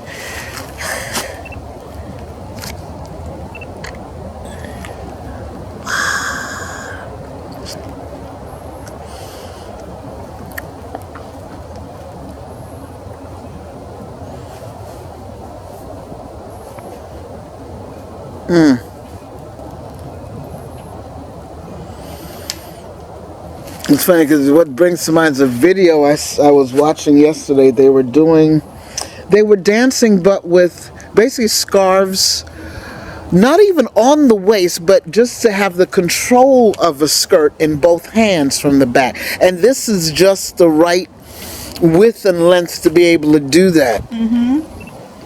That's why I get upset sometimes. You go to dance class, people don't have on lappers. I'm like, y'all better learn how to work something.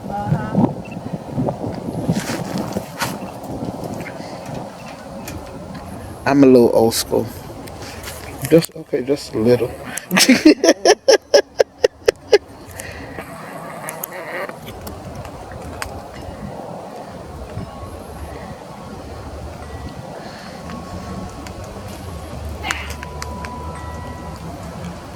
Sounded like a parrot. No, it's a... I say, the other part is nobody is community. They don't know me. They're not. I've invited them in open houses. Granted, when I have them, they're probably doing something else. Not in town. But I don't know if it's because I'm renting and they own. Yeah, well, some people had their moments, but they're lost. That's the other is. Once I found out this man is from Detroit, and we just found out because he was helping me when I was on the ladder. And I was like, y'all lost, because I'm actually a very nice person.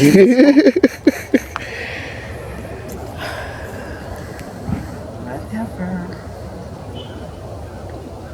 But they get to know, because I send them, put the flyers in their mailbox, when I have an open house. So they know. Just because y'all busy, not around when I put the flyer in. Now, even the process of the string, you take the time to pre-dye. And okay, so it's soaking, it's doing its indigo job. Well, this, like I said, this to me is the pastel. It's the light color before it's going to get dark. Gotcha. So that's what I'm after. Is the needed light colors before I see, because I'll go in and make designs in wax in this. Oh, and then this is going in again? Yeah, that's what I was telling you. I look like I'm not going to have the time. But Yeah, because if I had the day that I thought I had. Okay, yeah, because I know you said you want to do flowers with these, or yeah, it's going to be huge. So that when somebody's wearing it, they're wearing huge bouquet flowers. Because we like that when we wear them. We like wearing big old flowers. When it pops. The heck? I must have left. Yeah, I left it inside. It does something to our souls when we walk around and this flowers just.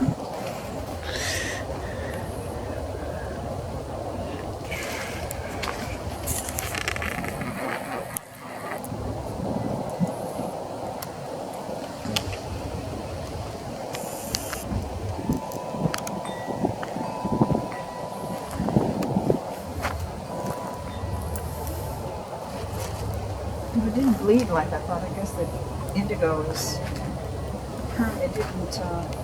It's permanently in these yarns, so it didn't bleed.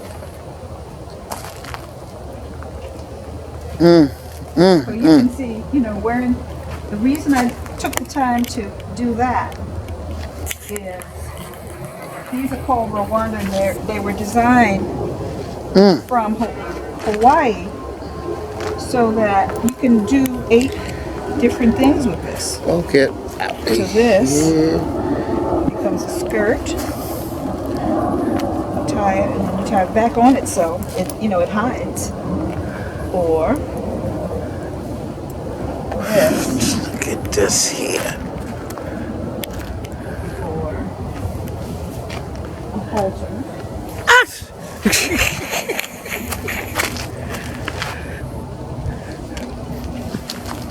So you can imagine Hawaii. Yes. One piece with a bathing suit. That's it. It's a wrap. Yeah. So once I heard about it, I was like, all right, I get you. And of course, it can just be one, this huge, just wrapping scarf. Or you tie this and this, and when you lock it, it's not going to go anywhere. It'll stay a tunic. So this goes that way, this goes that way. And it ain't going nowhere. I could hide my big old chest. I'm going to need a few of those. It's so lovely. That's what I'm looking at, the second sake. So what tonight I will put the design of the flowers in, but it won't be ready for someone to take it, because I will be taking it to the conference with wax in it. I didn't have the time, but they'll get the process. And it will be the perfect story on my mannequin. There you go.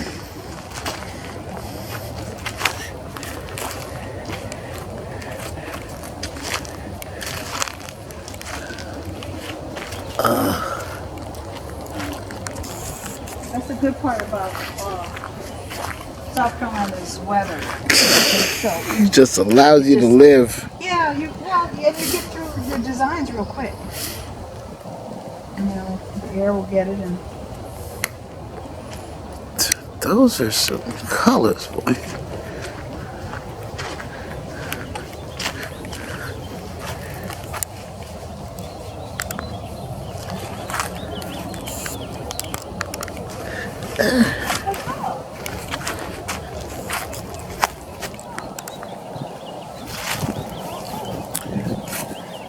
And a visiting animal? I think we might have an access. Oh. And make it like the door. Which, if I just lost. What's next? Well, because that's going to dry in seconds. No, I mean, what's next for Arianne King COMER? What's she got going on? After this weekend, then the art world, the art community, is dealing with exhibitions that we're about to do. So I've got to submit artwork through the system of being juried. So I'll do that when I come back. So Emmanuel, the exhibition for Emmanuel is being done. The Quilters Guild, the Fiber Guild. I've got to Go ahead, go down and submit my stuff for those things to get juried in. And then there's a lot of political things going on that you got to show up right now in the art world. So, you know. It's not just being able to work your craft in your studio. I mean, yeah, like yesterday, I should not have gone to the 2 meetings. I would have been ahead. But the value of showing up, sharing, Yes. Contributing is just as important as, you know. So I made the decision, well, I won't finish what I had in my mind to show them in Hilton Head. Because I need to show up. And then at the end of the month, I go to Deer Barn, where I've got an exhibition that's been up since January, and I will do a workshop. Yeah, I was on the post about that one. And then I'm in Arts Field, so one of those pieces, I'm driving to get the work, bring it back, but I got to stop on my way from Michigan to Artfield and drop that art piece that got accepted. Okay, all this is driving. Yes, Lord. Your advice to the current art student, they're making that transition from high school. Well, and you've gone through this, well, not just yourself, but as a parent. Your child going through art school and that next... Both of them. Ah, okay. Planted good seeds. You know, I mean, my daughter learned from me, I ain't gonna be poor like you. Okay. So she has done commercial, but you know, so she was with the Gap for many years, and then became a consultant designer for serious companies, which is where she is now. That's what she's doing now. In between, but she's back in New York and trying to, you know, get her feet in that. So you've had all aspects of the art then. Yeah. That's a beautiful thing. Wherein, you know, because of my son's, if you don't have the tools to know how to connect, and because that's what school actually gets you, is knowing how to do that. And if you've shorted that and you missed that dot, you know, the dots connecting, then it's... Sometimes you do have to go to them cake parties. You may not want to go to the cake party, but you do have to go to the cake party. Oh. So it's always always. And you go to other people's shows and show up, you know. Well, I love the marriage. This marriage is of several applied techniques. I mean, we're going to go through them like we in class just a little bit. You had to dye your strings to get them done. You had to stitch the garment to at least get that shell done. The wax had to be, these had to be tie-dyed first and wax applied. Then there's still a whole nother process. And it ain't never easy, y'all. Now, she makes it look quite delicate, but you've been at this how long? 1970. That's a good number of years right there. And we're grateful. And she's in South Carolina doing indigo, no less. Now, you're going to have to stay abreast. Arianne King COMER. There are workshops on various of these techniques throughout the year, or catch her at your university, your historical installation, your museum in a city near you. Because, she live right here in Charleston, so we're going to keep holding on to her because she don't get to lead no more. It's some fun to life. I thank you. Thank you, lady. I've been able to... Y'all don't understand, this was in the making. And we know what Queen calls it. It's a fail. I'm gonna get out there to you one day. You gotta. One of these days. You gotta. But it's just something else. Now I gotta come back when you got these workshops in these hands so I can take them. But you've had so many techniques in just moments. Okay, what I'm gonna do, I'm gonna go get a nice collection of t-shirts. Okay. And we're gonna find some kids and some red dye. Okay. Now that's the other thing. What kind of dyes are you using? You got the good stuff. Yeah. I order these and send for them. Yep. Okay.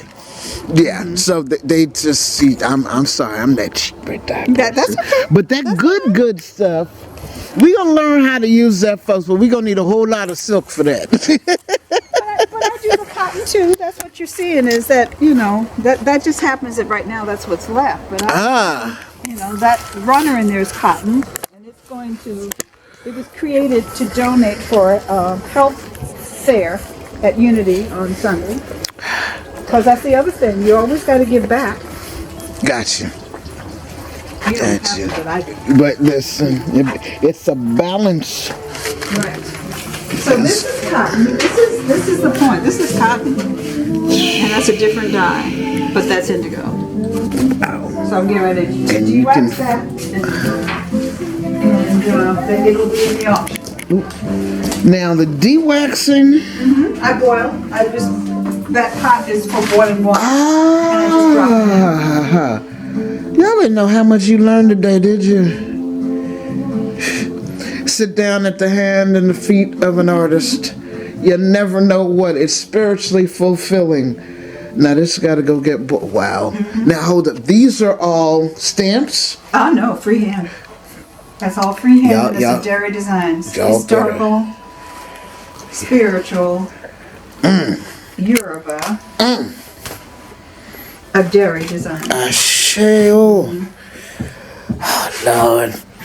See, y'all trying to introduce me, so I need to go and recognize what I see when I get there?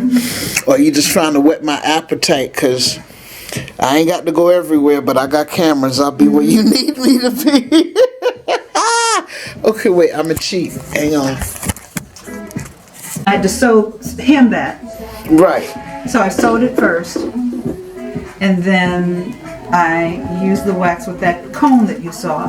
Right, and right. created those in wax. And then this gets. And then I put it in indigo. Then you get indigo dye. So it's a negative positive. Y'all gonna have to buck up on your points for cultural and heritage, because these skills are not easily acquired, not fully appreciated. You see some people with clothes at times and they just don't know how they got it, or what went into it. Right. I am honored to say that I done seen these hands at work. Yep. That's right now. That's it. That's the proof right in there. That's a beautiful thing. Woo.